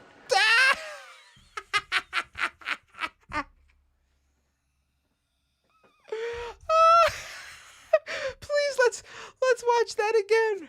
Let's watch that again. I mean, he's talking about something. What is he talking about here? He's talking about how all the venues and the arenas and the businesses are segregating those who aren't vaccinated, the unvaxxed, which is obviously like segregation. But also Fox News' favorite purveyor of white supremacy, Tucker Carlson, almost takes the mask off right there. Let's watch it one more time. Please pay attention to the puckering of the lips and what he was going to say before he stopped himself. Pretty much everybody agreed that segregation was the worst thing this country ever did. I gotta watch it again. Pretty much everybody agreed that segregation was the worst thing this country ever did. Forcing... Oh my God. Oh, that is definitely the best clip I've ever seen of Tucker Carlson. Christ's sakes, man. Christ's sakes. And this isn't a clip, but I gotta talk about this. Did I turn off my wonderful background? How'd that happen? I gotta talk about this. Oh, I pressed the wrong thing. One second.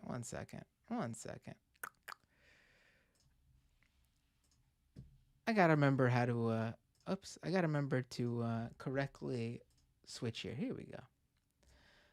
So, I'm online earlier today. Let me pull up this, because we gotta talk about it.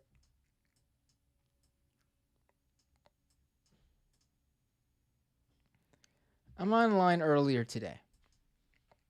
And all of a sudden, a tweet from everyone's favorite Twitter user, Maxine Waters' favorite punching bag, Michael Tracy, pops up on my Twitter feed.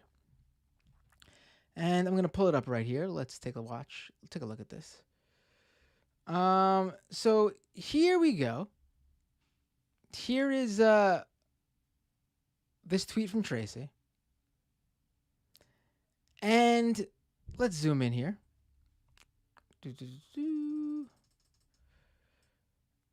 So Michael Tracy, apparently, I don't know how he came across this, found the a Bumble ad on YouTube. You know, Bumble, the dating app. Now, for those of you who aren't familiar, now I'm not that familiar with dating apps, obviously. Well, maybe not obviously, because maybe you don't know. But personally, I haven't been a single person for quite a long time. I got 2 kids, ages 2 and almost 6. I've been in a relationship many, many, many years longer than that. Honestly, the last time I was dating, MySpace was the big social network, to give you a idea of how long it's been. But being that I cover tech and all these various issues related to the culture today, I'm familiar with what Bumble is. It's basically a feminist, socially conscious dating app. Like, that's the niche. You know how dating apps, all to set themselves apart, have some sort of user they go after? You know, there's the dating apps that clearly are just for hooking up, the ones that are for people who are looking to, like, there's like adult friend finder for people who want to get like really kooky and crazy and just have some pornographic sex. There's Tinder, which is like a gamified dating. You know, there's OkCupid, Plenty of Fish. Like, all of these serve a different purpose. There's like dating sites for farmers, dating sites for Trump supporters, even, and that whatever it is, that's the thing. Bumble's whole deal is that they are this feminist, socially conscious dating app. For example, if you are on Bumble and you are matched, if you are a man and you are matched with a woman on Bumble, the women on Bumble are the only ones who could initiate the first contact. So if there's a match and they're not interested with you, you'll never be able to ever reach out to them, because on Bumble, it's like their thing. It's their shtick. That's a company found an opening in the marketplace and went for it, and it's been insanely successful for them. That's capitalism, baby. Now, Michael Tracy apparently came across a Bumble advertisement. I didn't even watch it because it's completely unnecessary to watch this ad. The title of it on YouTube is "What is Fetishization?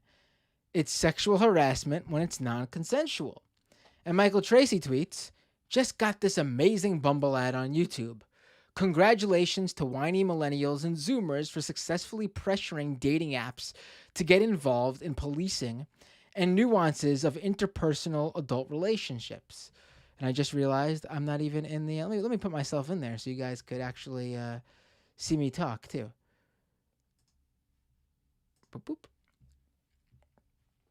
And so Michael Tracy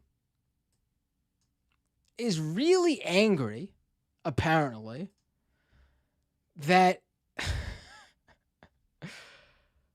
he goes on, by the way, that Bumble made a video that reaches out to socially conscious, like a social justice centric millennials and Zoomers who are dating. And he screenshots this definition of fetishization. What is fetishization? Fetishization, is the act of making something or someone the object of sexual desire. That's the part he highlighted. And he says, this is now considered sexual harassment on a dating app. LOL. Now, here's the thing. If Michael Tracy just reads the very next fucking line, the next line says, fetishes practiced consensually, can be fun and healthy. Michael Tracy is just, again, looking for, and I called him out on it. Damn, if only you read the sentence after the one you highlighted. If only you read the sentence after the one you highlighted. And Michael Tracy says, sure thing, sensitive Bumble Bro. Oh, man, he really owned me. But, I mean, these guys, these online reactionaries like Tracy are so obsessed with claiming that, like, companies doing capitalism are some sort of, they're being pressured by the woke mob. It's just ridiculous. It's just so tiring.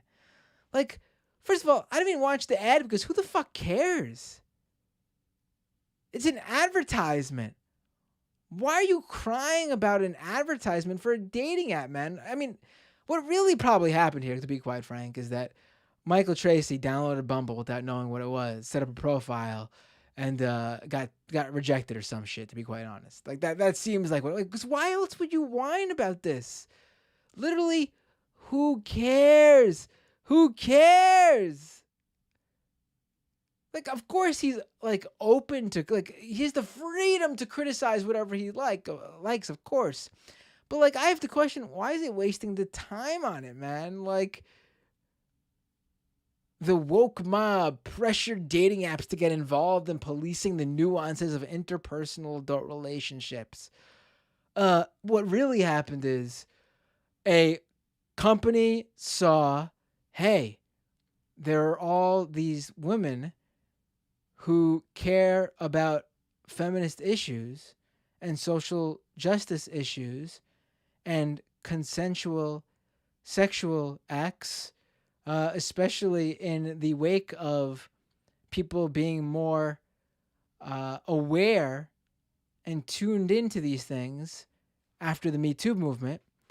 And there's men who respect that, and they're not being catered to on some of these apps where guys reach out to women and just send them an opening message that's like a dick pic. So let's create an app for those people and make a ton of money doing it. I mean, because that's what happened here. And Bumble's incredibly successful doing it. Like, this literally happens all the time. Corporations do capitalism. Online reactionaries like Tracy see it and go, thanks a lot, leftists. It's just bizarre. All right. Should we move on? Oh, there's one more thing I gotta talk about. I guess we're not done yet. Movie time in 10 more minutes, I promise. Not even. So, you've likely heard, let me hold on, let me pull up at this point. Let me just pull it up.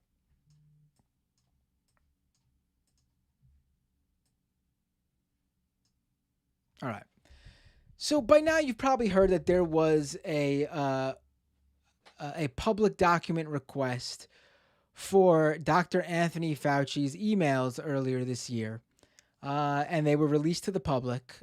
The emails and the correspondence Fauci had during the early days before, during the pandemic. And I'm completely cool with this being released. I love transparency. I love getting these documents. I love it. I think the public should be privy to all this stuff if it's for the benefit of the greater good. If we should know about something, we should know about it. And so I was looking through these Fauci emails as they were trending online because I'm seeing people on the right going nuts over them. Like, oh my God, so much is being uncovered. Holy shit in these emails. My God, these emails are finding that Fauci said that we didn't need to wear masks. And holy shit, there's an email correspondence with Fauci that proves that this was released from a lab in Wuhan, China. Oh my God, this is groundbreaking. Why isn't the media covering this stuff? What the hell? I mean, geez, if this is true, this is juicy shit. I got to read into this. So I dived in. Now, obviously, there's a lot of emails here. I have not gone through all of them.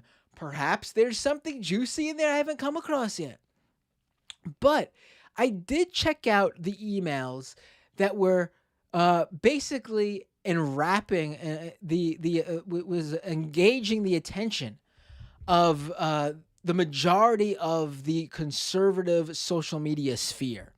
Now we're talking like legit people, not just like, some dunces online who got MAGA in their profile. We're talking about conservative influencers, reporters on the right, spreading this shit. And I can tell you right now, the two big things I'm going to debunk right now are the two I just mentioned to you. Number one, the bombshell that Fauci said we didn't need to wear masks. And there's a few emails alleging different things in there that the right is using. I'll try to hit a few of them. Number one, first of all, this is completely the silliest thing that I can't believe I need to even set this straight. If someone is emailing something to Dr. Fauci's email, if someone has sent something to Fauci, it is included in this document dump because it's his whole inbox from this certain time period. That does not mean that every fucking kook who sent an email off to Fauci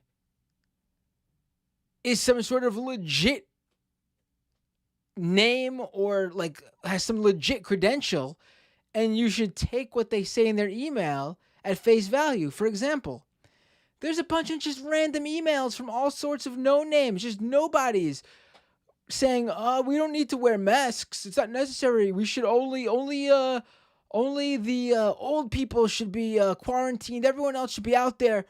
What? Just because some random schmuck sent Fauci an email saying that doesn't mean when it's released in a document dump, that email sent to Fauci is some big unveil, some big reveal. Number two, there are a few emails from Fauci that say, masks aren't going to help you as much. You could wear one. So, people's particles when they're talking, spittle and when they sneeze and stuff like coughing. So that doesn't get through to you. But, it's not a sure thing. Of course, you can still get COVID while you're wearing a mask as well. It's a protection layer, but it's not 100% defense. First of all, we've known that publicly. Like, that's not some big reveal, those emails. This is stuff that's been out there. And in fact, the CDC themselves botched it early on by saying this publicly about the masks, because what they were trying to do really stupidly, because they weren't thinking about what the messaging would mean, because I guess they weren't considering how conspiratorial the world was about this stuff, or anticipating it at least. They were basically saying, listen, you don't have to wear masks, because people were buying up the medical masks, the N95 masks, really early on during the pandemic, in late February, March, April, and the actual medical community, the doctors, the nurses, etc., who needed this stuff couldn't find it. There was an N95 mask shortage early on during the pandemic. Really dumb of them to think that the solution was to tell the broader public they didn't need masks. Really dumb. No doubt about it. Fauci was saying the same stuff. Stupid as can be. Should not have been doing that. These are medical people. Smart when it comes to the science and the medicine. Not so great when it comes to the messaging, the PR stuff, thinking about the conspiracy theories that are roaming around about this. Not everyone could be an expert at everything, right? But the point being, nothing in those emails that I've seen so far, especially the ones being passed around, is a bombshell. This stuff was out there. We know they downplayed mask wearing early on. They did it publicly.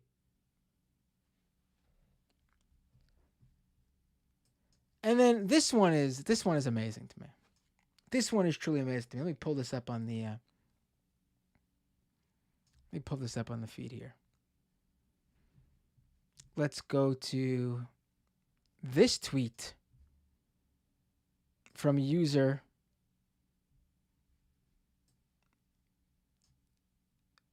Based Izzy.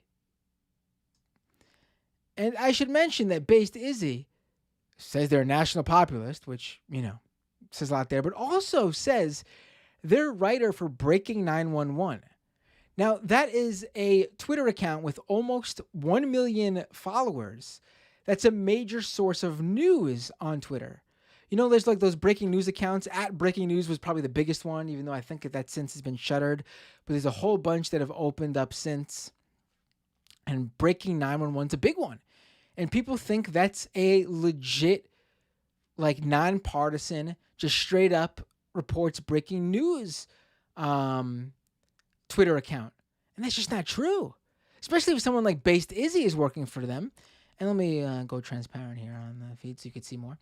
Let's go to this. What Based Izzy is saying.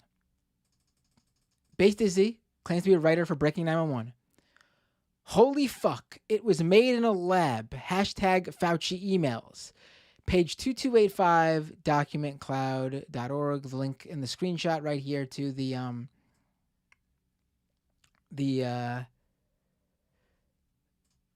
email from the document dump. And the email reads, "Hello, Anthony. This is how the virus was created. Intravenous infusion, HIV look, it's all this medical stuff that basically is, I guess, a recipe for COVID-19, right? And it's from an Adam Gartner sent March 11th, 2020 to Fauci's email, subject coronavirus bioweapon production method." Holy shit, this is like a big deal, right? Like Based as he says, holy fuck, it was made in a lab. Except, who the hell is Adam Gartner? Why are you taking this guy's word? You're acting like Fauci sent this email. No, Fauci forwarded this email to someone who appears to be redacted, but he forwarded a number of emails from random people basically saying, can you look into this for me? I don't have time for this. Probably like his assistant or something, or one of the interns or staffers who were meant to look through these type of emails. But anyway, who is Adam Gartner, right? I mean, sending this email to Fauci claiming it's a bioweapon made in a Wuhan lab that a news writer for one of the biggest breaking news Twitter accounts on the whole platform is sharing, right? Adam Gartner is basically a independent researcher, that's what he calls himself, who runs a conspiratorial website called, what is it called? Where is this? Adam Gartner. I want to make sure I get the name right. It's a really bizarre, I think it's called like COVID Candy, something. Let me see, 1 second. Okay, so on Twitter, he's at Very Virology, right? And his website is covidcandy.net. His Twitter bio reads, Virology, Politics, Research. I discovered the cure for COVID in April 2020, and I've been fighting to see it used since. This guy's a batshit crazy conspiracy theorist.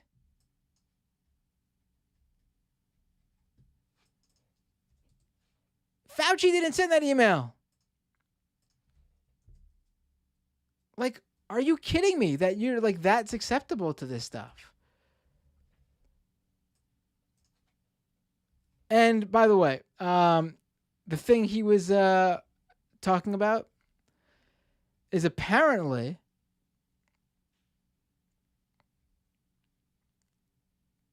a random thing that was pulled from the internet that was originally posted in 2005? Here, let me look up right now. Intervirian fusion. What else was written in this? HIV, look, right. Let me pull this up. I don't even know what the hell. Yeah. It is from a 2005 research piece, it looks like.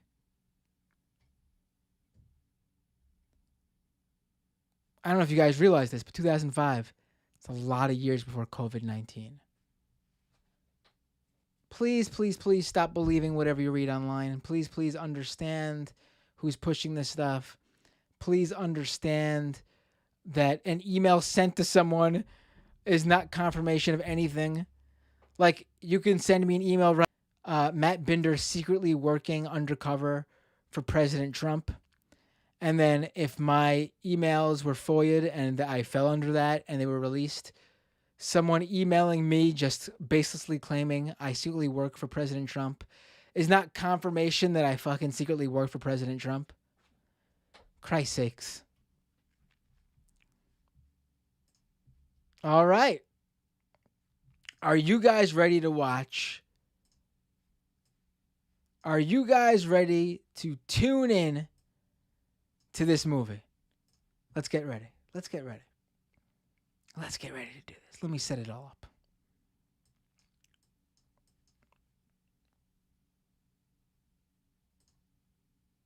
Let me pull this movie up on screen here. Oh, whoa. Oh, whoops, doing the wrong thing. Here we go.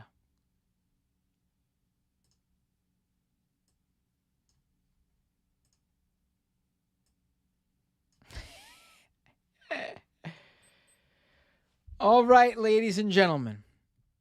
Are you ready for the latest film from the My Pillow guy, Mike Lindell? And let me give you some setup here. Now, it's been going around that Donald Trump, former president of the United States, is starting to literally think he is going to be back in the Oval Office, sitting in the president's desk, sitting at the president's desk, I should say, in August. And from what I've understood, now this is from Maggie Haberman in the New York Times and also Charles Cook of the National Review. So we got mainstream media and the right-wing media basically confirming that Trump is becoming delusional about this and thinks he's actually going to be back in the White House in August. This conspiracy that's making the president believe this is being propelled by a lot of people, but really, really mainstreamed and a direct line to the president as well by the pillow purveyor, My Pillow guy, Mike Lindell. And Mike Lindell has been pushing conspiracy theories about election fraud and how Donald Trump really won the 2020 presidential election and Biden's not the actual president. And the election was stolen from Trump. Since the election, to be quite honest. He even went to the White House after Trump lost to show him his evidence. The first conspiracy he was pushing was hardcore focused on Dominion Voting Systems, the company involved in setting up, maintaining, and running the election booths in certain counties across the country. Not all of them run on Dominion systems, but some of them do. His conspiracies were so harmful to Dominion, according to the Dominion company, that they're now suing him for billions of dollars. And in fact, when Mike Lindell paid for the slot to air his first 2-hour-long documentary on Dominion, when he paid to show it on OAN's network, OAN had to run a disclosure before the film to say that this is a paid advertisement. This 2-hour-long movie was a paid advertisement. They had nothing to do with the claims in it because they didn't want to get sued too. So Mike Lindell's still out there, though, regardless of this lawsuit, pushing these conspiracy theories. In fact, I think he is countersuing. Yeah, Mike Lindell is filing a lawsuit against Dominion tomorrow, he says, and Smartmatic, another voting system company. There's going to be a lot of stuff in this lawsuit that is going to stuff that has not been done before, he said. Okay. Well, that aside, that is apparently, according to Mike Lindell, not connected to this movie we're about to watch. Because Mike Lindell today also was making the rounds on all sorts of conservative media. He was on Bannon's show, War Room, for example, promoting this film Absolutely 9-0. And Bannon even asked, what's the deal with this title? And let me tell you what the deal with this title is. So, in this film we're about to watch, Mike Lindell is so sure that the evidence he says he's going to present to the Supreme Court in July, he's so sure this evidence is going to prove to the 9 justices on the Supreme Court, that the election was a fraud and Trump is really the president. He is so sure they're going to agree with this evidence that they're going to rule that Trump should be put back in the White House in a 9-0 decision. I assume he thinks that Justice Sotomayor is going to write the opinion.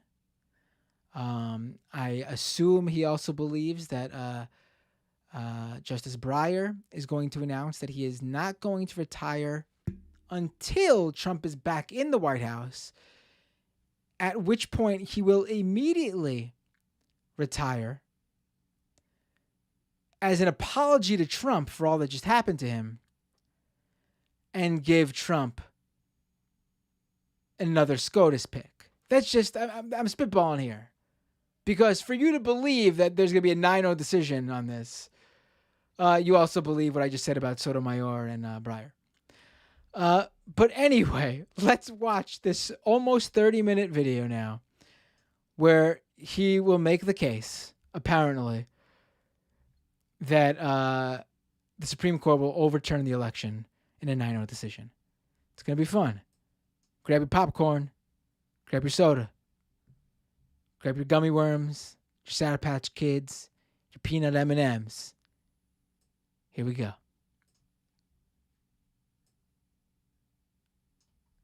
Mike Lindell presents Absolutely 9-0.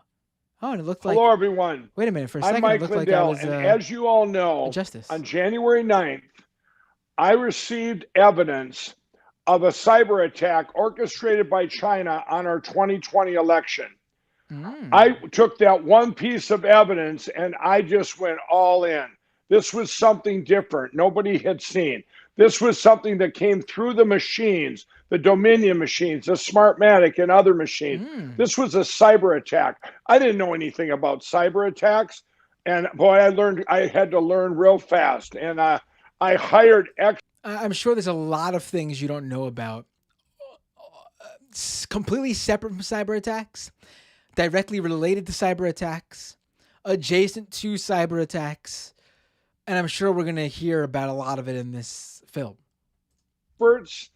To validate this, I hired, these guys are white hat hackers that work for the government. But what I'm going to show you tonight is you're going to all know now why I have been 100% sure that when this gets before the Supreme Court, it's going to be 9-0.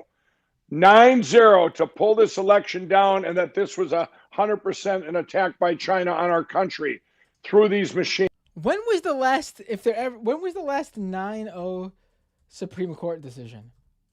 I need to know. Oh, look, there was one recently, apparently. Just this past Tuesday. Oh, wow. Well, egg on my face. I guess they do happen, but I doubt they're in contentious cases, I should say, involving overturning a presidential election. And with us right now is one of my cybersecurity experts. These guys are the best. And this guy has over 20 years of experience working in both the private sector and with government law enforcement and intelligence agencies. He has many information and cybersecurity certifications that specialize in advanced adversary detection, mitigation, and elimination. And here he is now. Hello. Hello, Mike. Ah! All right, so we got, for people listening to the podcast, we got a person with a digitized, pixelated face. I can't tell quite yet. Maybe his voice is distorted, but not too much. If his voice is distorted, it's ever so slight, it seems. I'm sure this guy will have lots of legitimate information based on his expertise. Not. For having me.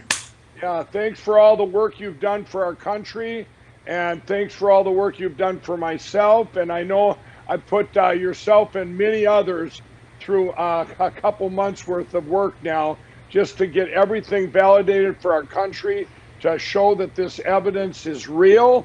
So what I'm going to go through, everybody, I'm going to start from the stock video of sketchy hacker-esque hands in an all-green room, a dark room, I should say, typing away at a computer with, like, I don't know, like some like Xcode or DOS type screen pulled up. Let's start from January 9th. The stuff that these guys brought to me, these guys were there the night of the election, and it was like taking a movie. I compared it to like taking a movie, and they have all this information, millions of lines of data. Why don't we show that right now? Can you go ahead and say what we're watching here? This is hilarious. They just have a feed of numbers going through. Encryption, we'll find out now, I guess, but literally means nothing. Literally means nothing. Oh, as Sisyphean Task points out, it's the Linux command line. Right. I mean, come on. Come on. Yeah, that's essentially the raw encrypted data. What I say? I mean, right. That would run for the next couple of days. You know, that's the amount of data that we're dealing with here. So what this contains here is what? What are these? Is this cyber forensics? What are we looking at? What are these called? I know you had told me before they're called like PCAPs or something. Yeah, so PCAP is just an acronym for packet capture. So it's essentially a moment in time that is captured, and that the transmission of those packets, any information that travels between point A and point B, is essentially a packet. And so those packets moving back and forth during the election were captured, but you need to actually record it. And so that's where we're very blessed and fortunate to have, some of these guys that actually recorded the information as it happened. You heard it here, people. You heard it here, everyone. What a blessing it is that we have the evidence. This is what I've been telling everybody for months now, since January 9th. These are the actual evidence that was collected the night of the election. There's no evidence. What is this? What are you talking about? What is this? Are you kidding me? Following. Now, I can't read these, and neither can anyone else that's probably watching, unless you're an expert like you guys are. One more piece to that is you can't go back in time and fake a PCAP, essentially. You have to capture that packet in real time. So you need to record it. You don't go backwards and, recreate this whole, chain of events. It happens and you record it. Right. So wow. Mike Lindell had no idea what the hell this guy is saying. Wow. I mean, come on. Are you kidding me? Come on. What is this? What is this? Okay, that's a great point.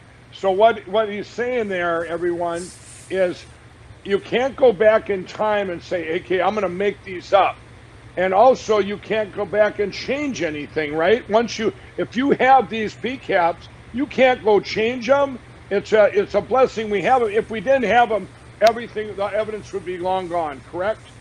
Yeah, it would definitely be gone. And, luckily somebody pressed record during the entire election. So Wow. Luckily somebody pressed record, right? What?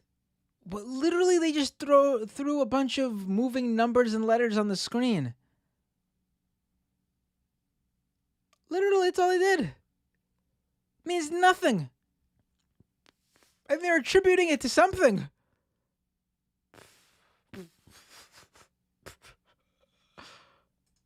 Well, yeah, that is a blessing. And they brought it to me. Why did they bring it to me? Because I at that point on January 9th, why did they bring it to you? Because some guy was like, hey, I'm going to throw a bunch of moving numbers and letters on a screen.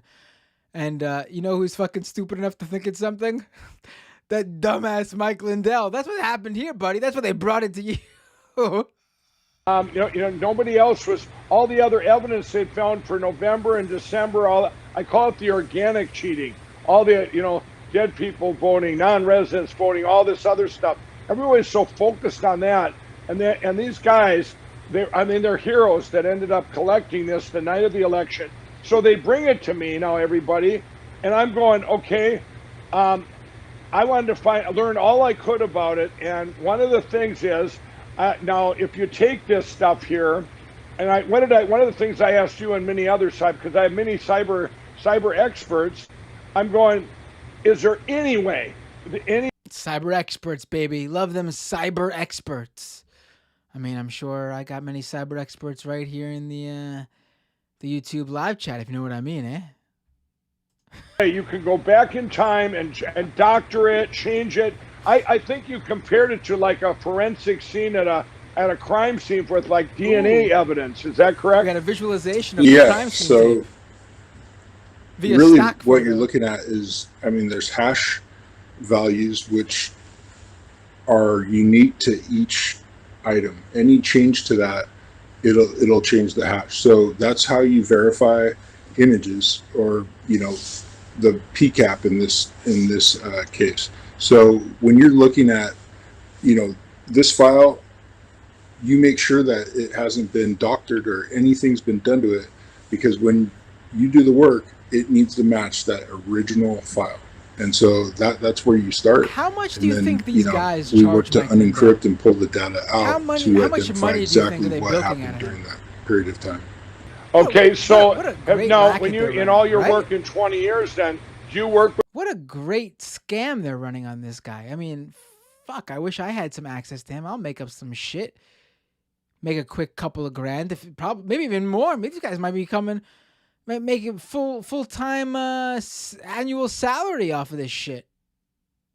These PCAPs a lot, or do most cyber experts? That's what you work with all the time? Yeah, a lot of the time we do, because if there is a active cyber attack, you record it, and the way you record it is through a PCAP. That's how you capture that traffic. And that traffic, when you capture that information, you have the source, you have the destination, you have the files that are being transmitted, and right. through what protocol, it captures a lot of information, and you go through it and right. essentially translate it.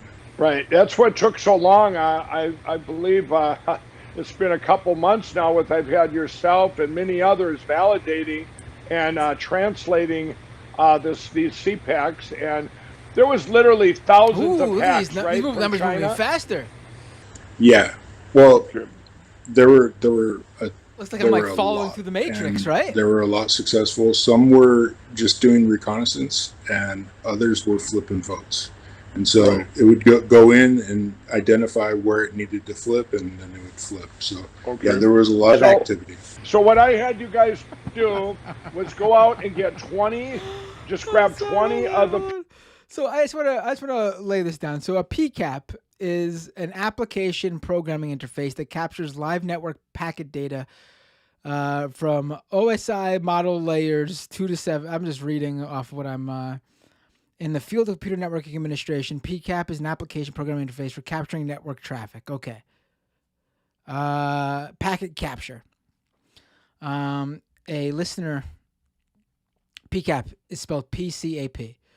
Well, Paradise Leia on the YouTube super chat, not super chat, just the YouTube regular chat. My eye caught this and I have to shout it out. Wants to point out it's a PCAP, PEE cap.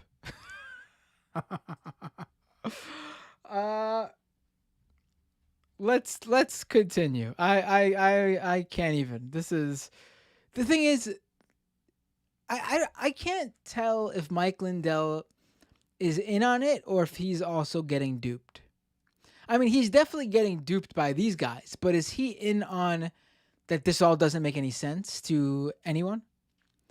Like, they're just throwing out technical mumbo jumbo that doesn't actually mean anything. Like, if this was like technical terms that actually were then, used so that you could understand the complexity of it, and then they broke it down for the lay people and showed the evidence as well broken down. I mean, that's one thing, but this is just, all right, we're going to just throw out all this stuff. There's all these technical terms.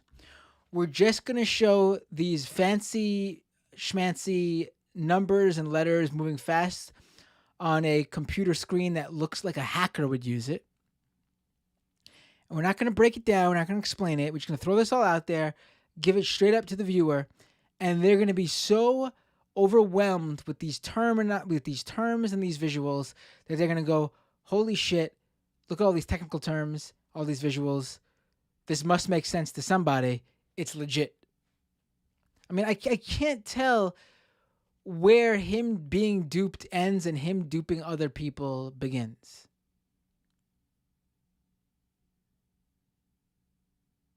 Caps, 20 of them that you could take that data and translate it into something that was readable for all of us here. So what I did is I said, you know what? Let's just see how this, because this was in the millions and millions of votes that were flipped in our election by China from Trump to Biden. Okay, so I said, well, let's just grab 20 of them so we can make this absolutely 9-0 video. So we went out, we grabbed 20 of them. Now it took I don't know what it take 4 to 6 weeks to validate just those 20 PCAPs, and because I wanted I was very particular, wasn't I? I wanted every little thing validated and 100% foolproof. And these were the 5 states. These were 5 states: Michigan, Wisconsin, Pennsylvania, Arizona, and Georgia. Okay, so now what I want to do. Crazy that these states just all happen to be the states that ended up putting the election over the edge for Biden. It's bizarre. Really weird, right? I mean, odd how that works out, right? Is bring up the data that you took the PCAPs and translated it for us and showed just these 20 attacks exactly what these PCAPs show and that we can all read. On the first line, if we start on the top here, this was from, if we look at the date, it's 11/3/20, the day of the election at 10:49 p.m. Can you go ahead and take us through this when you talk about the source, and take us through us line by line and explain what this is? Yeah, so the source is the IP address from the computer that essentially, changed that vote. So since we focused on the 20, each one of these resulted in votes being changed. So that's the source. Latitude and longitude is essentially within 400 yards of where that device is located.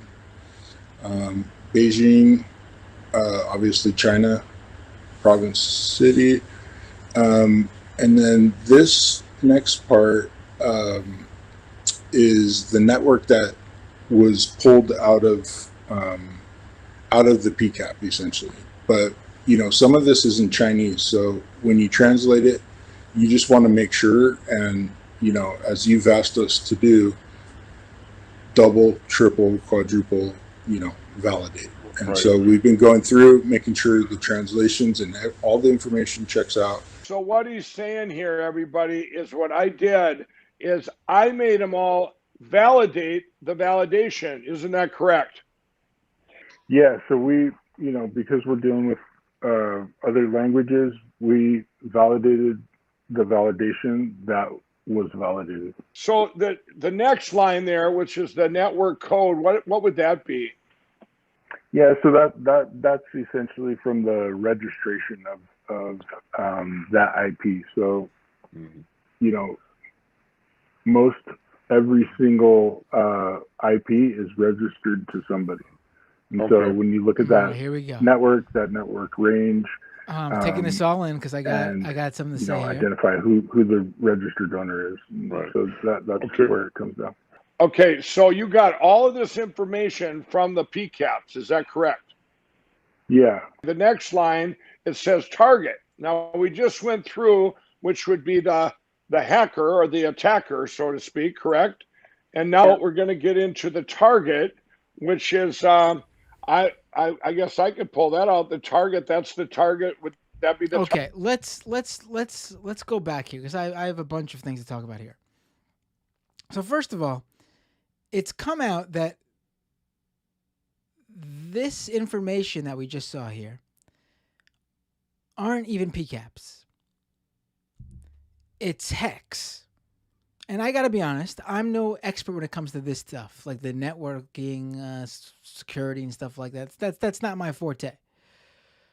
And apparently what this is the Pennsylvania voter rolls.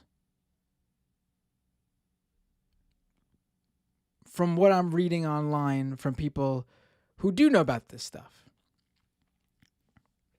which makes it kind of funny that they're attributing it to being something else. And then this stuff is completely unrelated. Has nothing to do with what they just showed before. Just a random Excel spreadsheet, which is lists of random places. Let's continue listening here. state that it was hacked into, correct? Yep. And then we have the entry point. Listen, he didn't even sound sure of himself when he said that, right? Let's go back just a little bit. His so-called expert.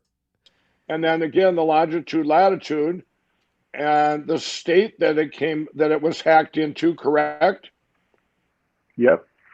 And then we have the entry point.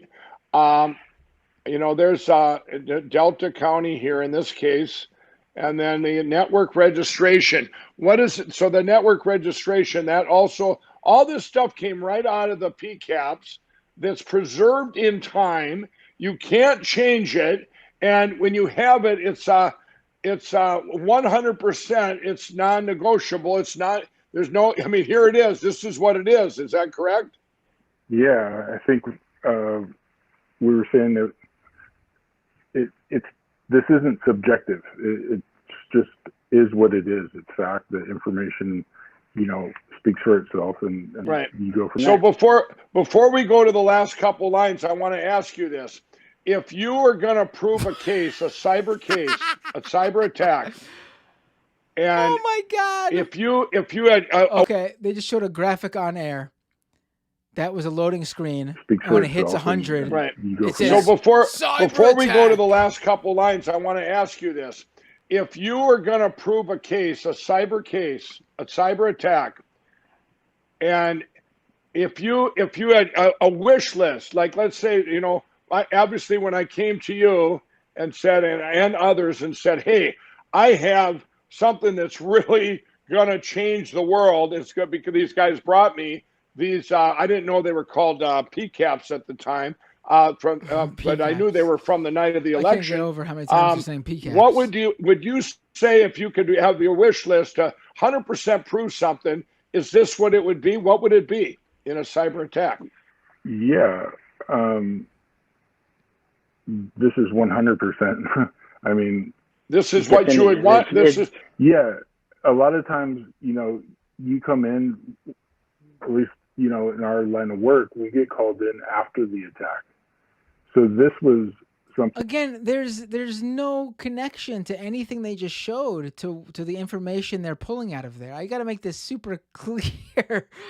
There's all this PCAP talk, and they're validating their PCAPs, and they got their PCAPs are leaking, and the caps on one of their Ps were loose, and there was some spillage, all because someone didn't tighten the goddamn PCAP. All this stuff is all fine and dandy to just say over and over again to confuse people, but there's no connection to anything they're pulling out here. There's no evidence here. They're not proving anything. They're just throwing a bunch of numbers on screen, saying this is encrypted information that then means this, and they just show a spreadsheet or office document with just a list of dates and IP addresses and cities across the country. It just there's nothing there. I mean, it's not it shouldn't be shocking to you that this is what they're doing, but it's just so lazy, I guess. Let's keep watching. We're more than halfway through.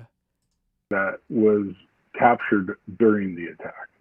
Wow. You always want that. Right. You want to catch somebody. Yeah, you want to catch them. You know, somebody's robbing a bank. You want to have it on video. Like, right. That's definitive evidence. This is robbing the bank and having it on video. So I wanted to hear. What? No, it's not. Because a video of someone robbing a bank would be pretty clear-cut fucking evidence because you'd see the person robbing the bank. This is just a bunch of numbers that you're claiming means something else. Everyone to hear that. We have what everyone would ever want if there was a crime committed, a cyber attack. We have the forensic evidence. We have the movie. We have the video of the bank being robbed, so to speak. And right before, I wanted you all to hear that before you look at the last couple lines here. You have the intrusion, how they got in, firewall or the credentials, whether they had the credentials. And was it a success? Yes, it was a success. Here it is, everybody. What happened? In this case, Donald Trump, it says down, there were 3,215 votes flipped. And you can go all the way down this list, and every one of them was a Trump, votes taken from Trump given to Biden. It was a flip. So these cyber hacks and these attacks, are you saying that? So apparently, and I think I recall coming across this, some of the documents in these Excel sheets that are being shown are originally from the former CEO of Overstock.com, who is also a conspiratorial right-winger, posted on his website back a few months ago, earlier this year.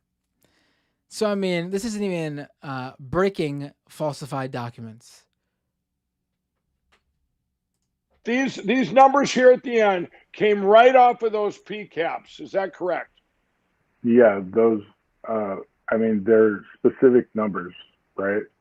Right. So those, you're not just rounding up, it's actual specific, like to the vote numbers that were pulled out of the PCAPs. That is so awesome. So everybody, do you see what this is? What we have here, you talk about a smoking gun. This is why I've been why everyone you know, for 2 months, people have attacked me and told me I didn't have the evidence You and don't all have the this evidence. stuff. And we've made these other movies, but I wanted to get on here and explain to everyone, this was an attack by China on our country through these Dominion and these other machines and they just hacked in a cyber attack, hacked into our election and flipped it to anyone that they wanted to win. In this case, it was the Democrat Party. I want to ask you something before we go to the next chart. Going to the Supreme Court, when this gets... Ooh, a stock footage of the Supreme Court. Here's the thing. Here's an easy way to prove this stuff.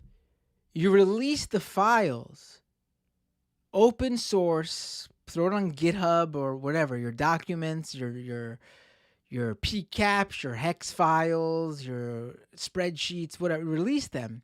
Well, they have released the spreadsheets that have the information in plain English, but that's all they've released because something tells me when you give those encrypted files to someone who knows what they're doing, who's not a partisan hack or looking to bilk a conspiracy theorist out of money, they're gonna find that it's not a match to what you're claiming it is. Let's finish up here. We got about 9 more minutes. When we bring this to the Supreme Court, and so what you're saying, because this isn't subjective and you can't change anything, and with this evidence, if and you go in there, and what would you expect? Is there any way it could be 5-4 or 6-3 that this is real, or 8-1, or does it have to be 9-0? It's irrefutable. Irrefutable. Why is he asking a cyber expert about how the Supreme Court's decision is going to go? Like, this doesn't make any sense. That's the word. Irrefutable. And it's not subjective, right? I mean, this is, if you have not at all. Right. Yeah, it's blood. Sometimes you have little specks of blood, right? This is a bucket of it. Wow. Yeah. That's so awesome. Now everybody knows why I've had the confidence I've had over the last couple months. And now I want to show you. I want to show. He's definitely getting played here. Like the look on his face, it's like the joy of a small child coming down the steps on Christmas morn and seeing all the gifts Santa left for him or her. And just the look on his face is like, all those people have been mocking me, making fun of me for months, but I'm right. This guy I'm paying to find out the truth, he's telling me I'm right. And boy, am I going to get my sweet revenge. Justice will be served and they won't mock me anymore. I'm picturing the scene right now in Carrie after the bucket has fallen on her and she's drenched in that red paint, or what was it, red pig's blood, right? Something like that. And she's drenched in it on the stage at the prom. Everyone's staring at her and laughing. And she envisions her mom and what her mom told her before she went to the prom. They're all going to laugh at you. They're all going to laugh at you. They're all going to laugh at you. They're all going to laugh at you. That's totally what's happening to Mike Lindell right now. And he's saying, oh, I'm going to show them. I'm going to show them. But he doesn't have Carrie's powers, though. To shut and lock the doors. Slam shut and bolt close the windows. To let the electrical outlets fly and all the wiring fly and electrocute people and shoot them with the hose and set the entire school auditorium on fire. He doesn't have that power.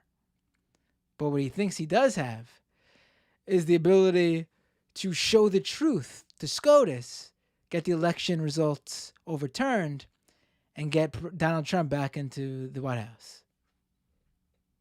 Everybody Just remember, these are just 20 of the hacks, everybody, out of thousands that China orchestrated.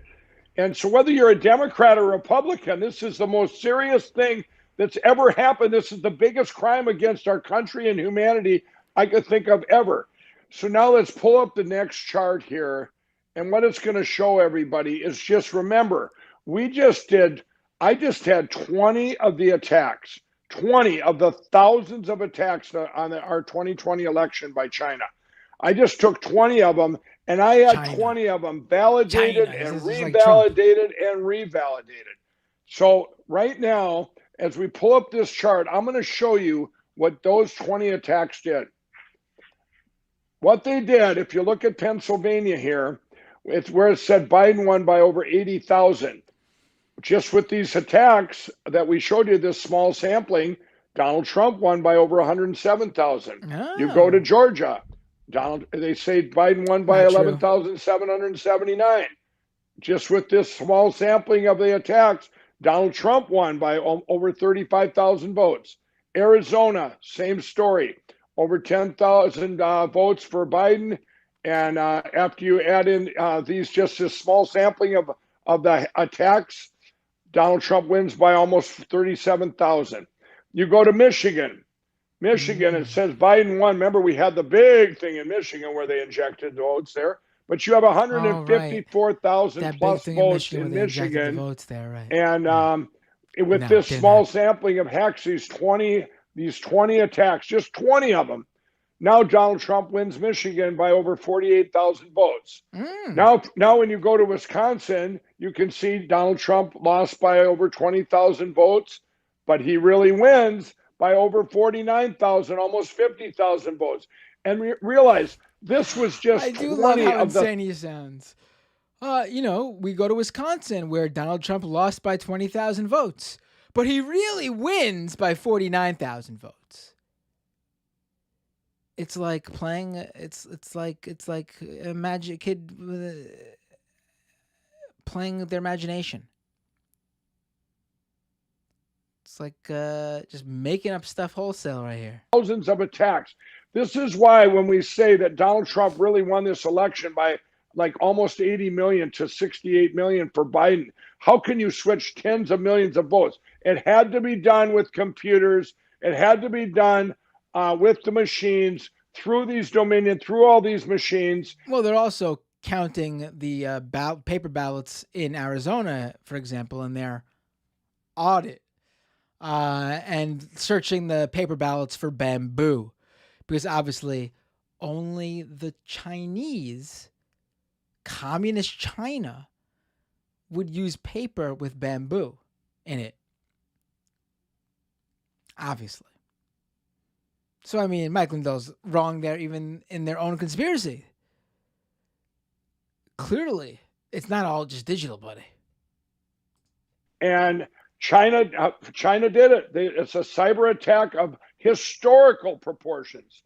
And I want to ask you now, if you took this into the Supreme Court with all of this, and you just with this sampling, and with these and brought it in there, could any cyber person that works in cyber what do you call it, cyber warfare or cyber forensics, they would be able to show these 9 justices this evidence. And is there any way that it would not be a 9-0 vote saying this is 100% true? Again, why you can't ask him that? Why would a cyber expert know how the Supreme Court's going to vote? I mean, he can say the evidence is refutable and that it proves such and such. But he can't speculate how they're going to vote or decide, I should say. How does he know? That's not his specialty. He's not a Supreme Court expert. So bizarre to ask that. I mean, I guess you could ask a lawyer that because they have experience with particular judges.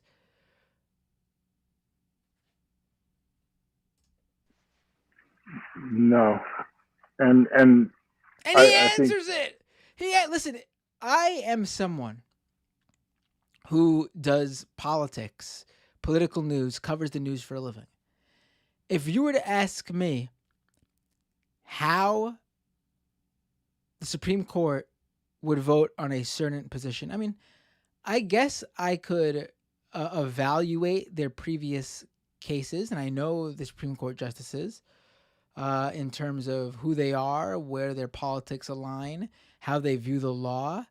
Sure, I guess you could ascertain how they're going to decide in like a, you could guess, but that's not even what's going on here. This cyber expert is straight up saying there's no way you're going to get anything but a 9-0. How does he know that? It would be great for, some of my colleagues and more people within that community to weigh in, because they'll reach the same conclusion. And, we've been doing this for a long time. We know what we're looking at, and I'm confident in, them seeing the same exact thing. Can this guy show up in front of the Supreme Court with his face pixelated? Like, I'm trying to understand why you would have your expert guest on the show with a pixelated face. I mean, get somebody who's a cyber expert. Like, let's say this guy who's working on the team, he's the one who's cracked it open, doesn't want to be on TV, doesn't want his identity. Fine. You get a equivalent cybersecurity expert, expert in this field, to go on the record with this information. So bizarre. So bizarre. We have, so it's real, it's there, and you can't change it. So what do you do with that? You have to rule, and that ruling it has to be, it's not just majority. It's not just majority. It's the whole thing. Like, it's that black and white, and it doesn't come down to any politics. That's not what this is about. It's about, our country, and, that falls on both sides of the aisle. So I think, at the end of the day, that's what needs to be done. And I think they'll choose the right, decision. Right. Well, it'll be 9-0, everybody. You heard it here. These guys, these 9 Supreme Court justices are going to be heroes as far as I'm concerned. They look at this and they don't even have to. I would like to be one of them. It'd be very easy to be one, knowing that you got brought evidence that is not subjective, is 100% non-negotiable. And so, I would say it's pretty fucking negotiable, being that nothing was shown. No evidence was shown at all.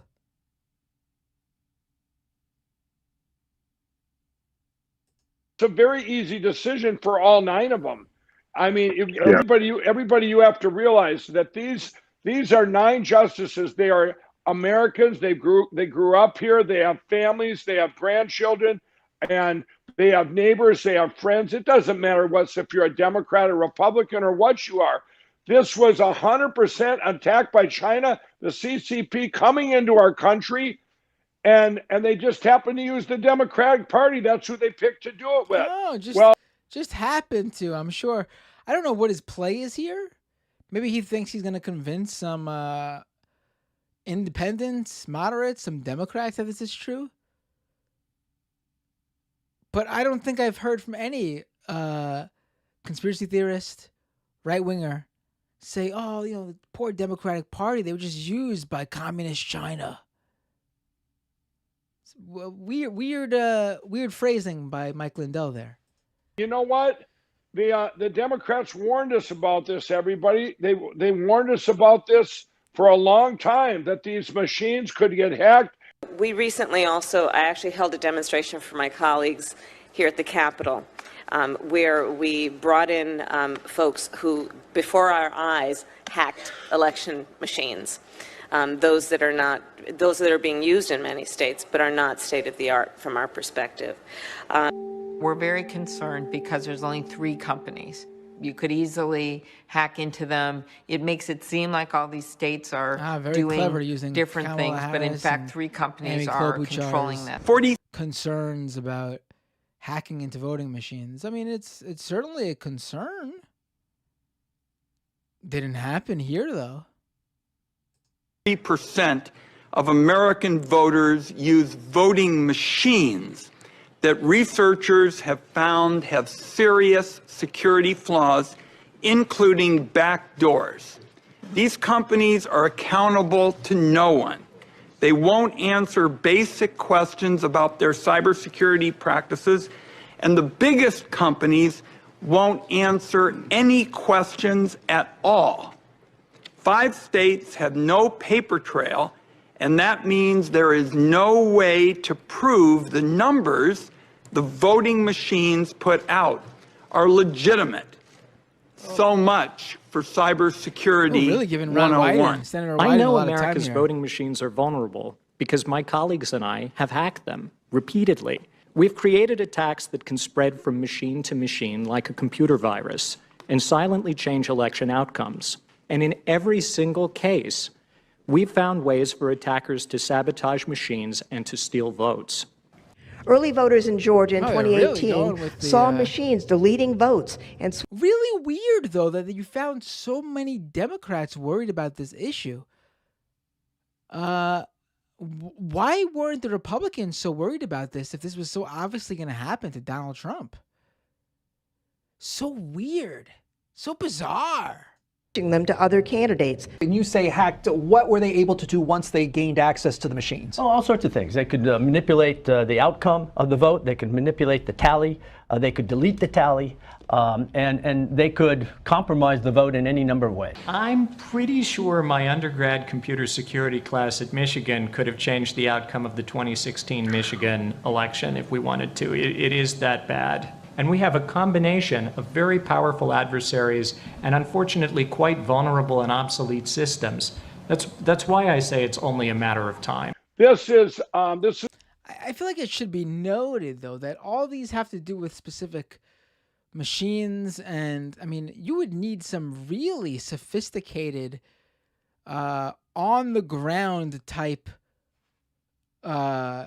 campaign here to change the votes. You would need like an army on the ground here to do this at a significant enough level to completely change the winner of the presidential election. I mean, obviously it's a big worry for local races, House races, Senate races, even statewide races. But for the U.S. presidential election, where every state has their own system, and obviously even further down the line, every county has their own, and in there, every precinct has their own. I mean, you would need quite the fucking campaign here. Like, what an organized effort to do this. Why I have been so confident, and everybody that's watching this now, you need to share this video with everyone you know in the world. Every day, I get will, up, but not text it because to of, people, the share reasons you it, call people, talk about it, because you know what? This is our country, and right now you have a job to do. Everyone, spread the word, show this evidence everywhere. And why are we doing that? Because when this gets to the Supreme Court, the big win is they have to accept it to look at it, everybody. They have to accept it to look at it. Because once they look at it, it will be absolutely 9-0. Ooh, nice play there on the title of the movie. Absolutely 9-0. And that's it. I do have to say, does Mike Lindell think he's just going to walk into the Supreme Court and present his case? Like, does he know the process? Like, he's talking as if it's guaranteed that his case will even be taken by the Supreme Court. Like, he's talking like he's guaranteed his case will even be put in front of them. That's not how it works, my friend. What a bizarre, sad guy. What a terrible movie, too. His first one, absolute proof. Much better. Much better. Was more than just two guys sitting at a Zoom interview talking with stock footage.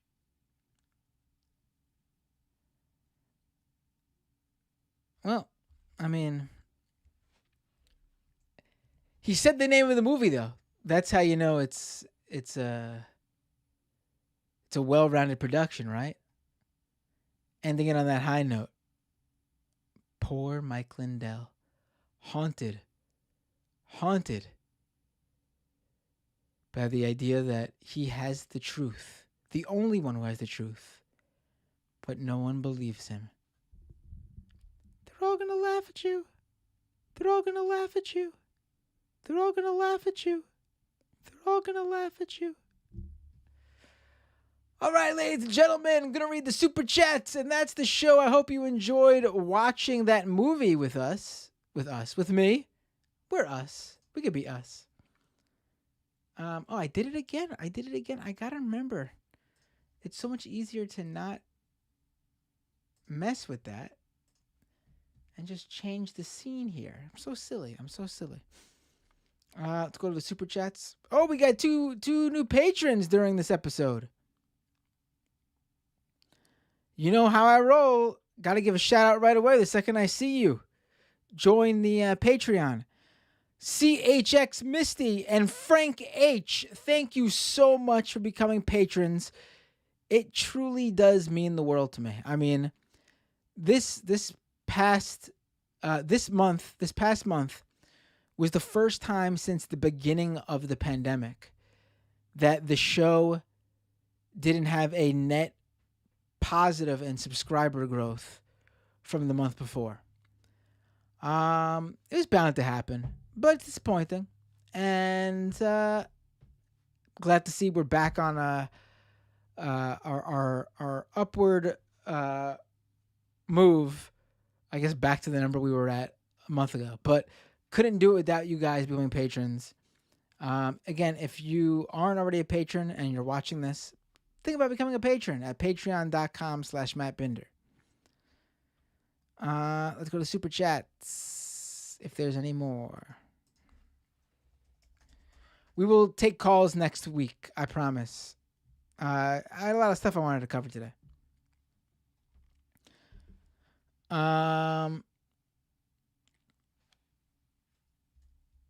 Whoops.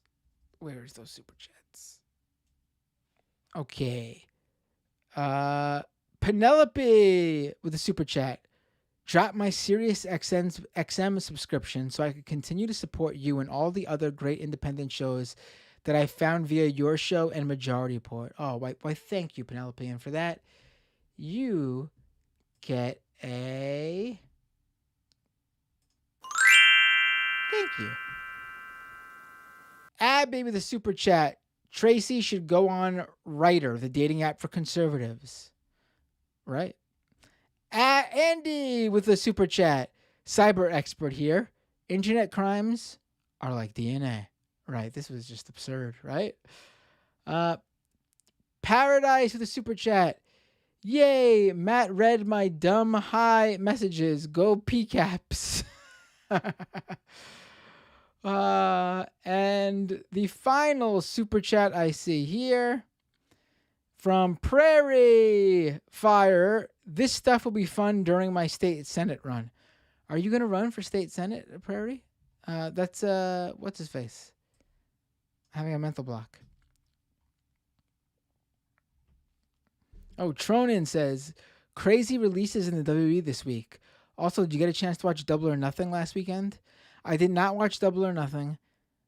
I did see the releases. Braun Strowman, I guess, was a surprise. They put a lot of money into making him a big star. But, you know, Aleister Black, I think he's a great talent. Could have been a big star in the future, but they didn't. I don't know what's up with them.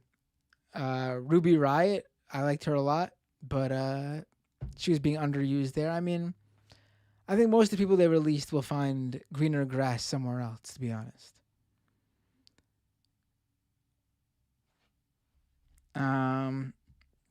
Mist Siren says, thanks, new members. Matt really gets into the weeds and does a good job. Oh, well, thank you. I really appreciate the kind words and the support. It really does mean a lot because I'd like to do more stuff. And with more support, I can do more stuff. And that is Kowalski. Yes, it's Kowalski. Parody Fire's Kowalski. It's like a mental block. I'm sorry, Kowalski. All right, folks. It is almost midnight here on the East Coast. Dank says, LOL, I love how this show just randomly goes into wrestling podcast at times. I gotta start a wrestling podcast, honestly, so I don't keep doing that to this show, at the very least.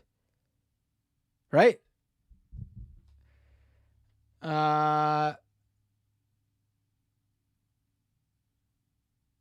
right, folks. That is the show.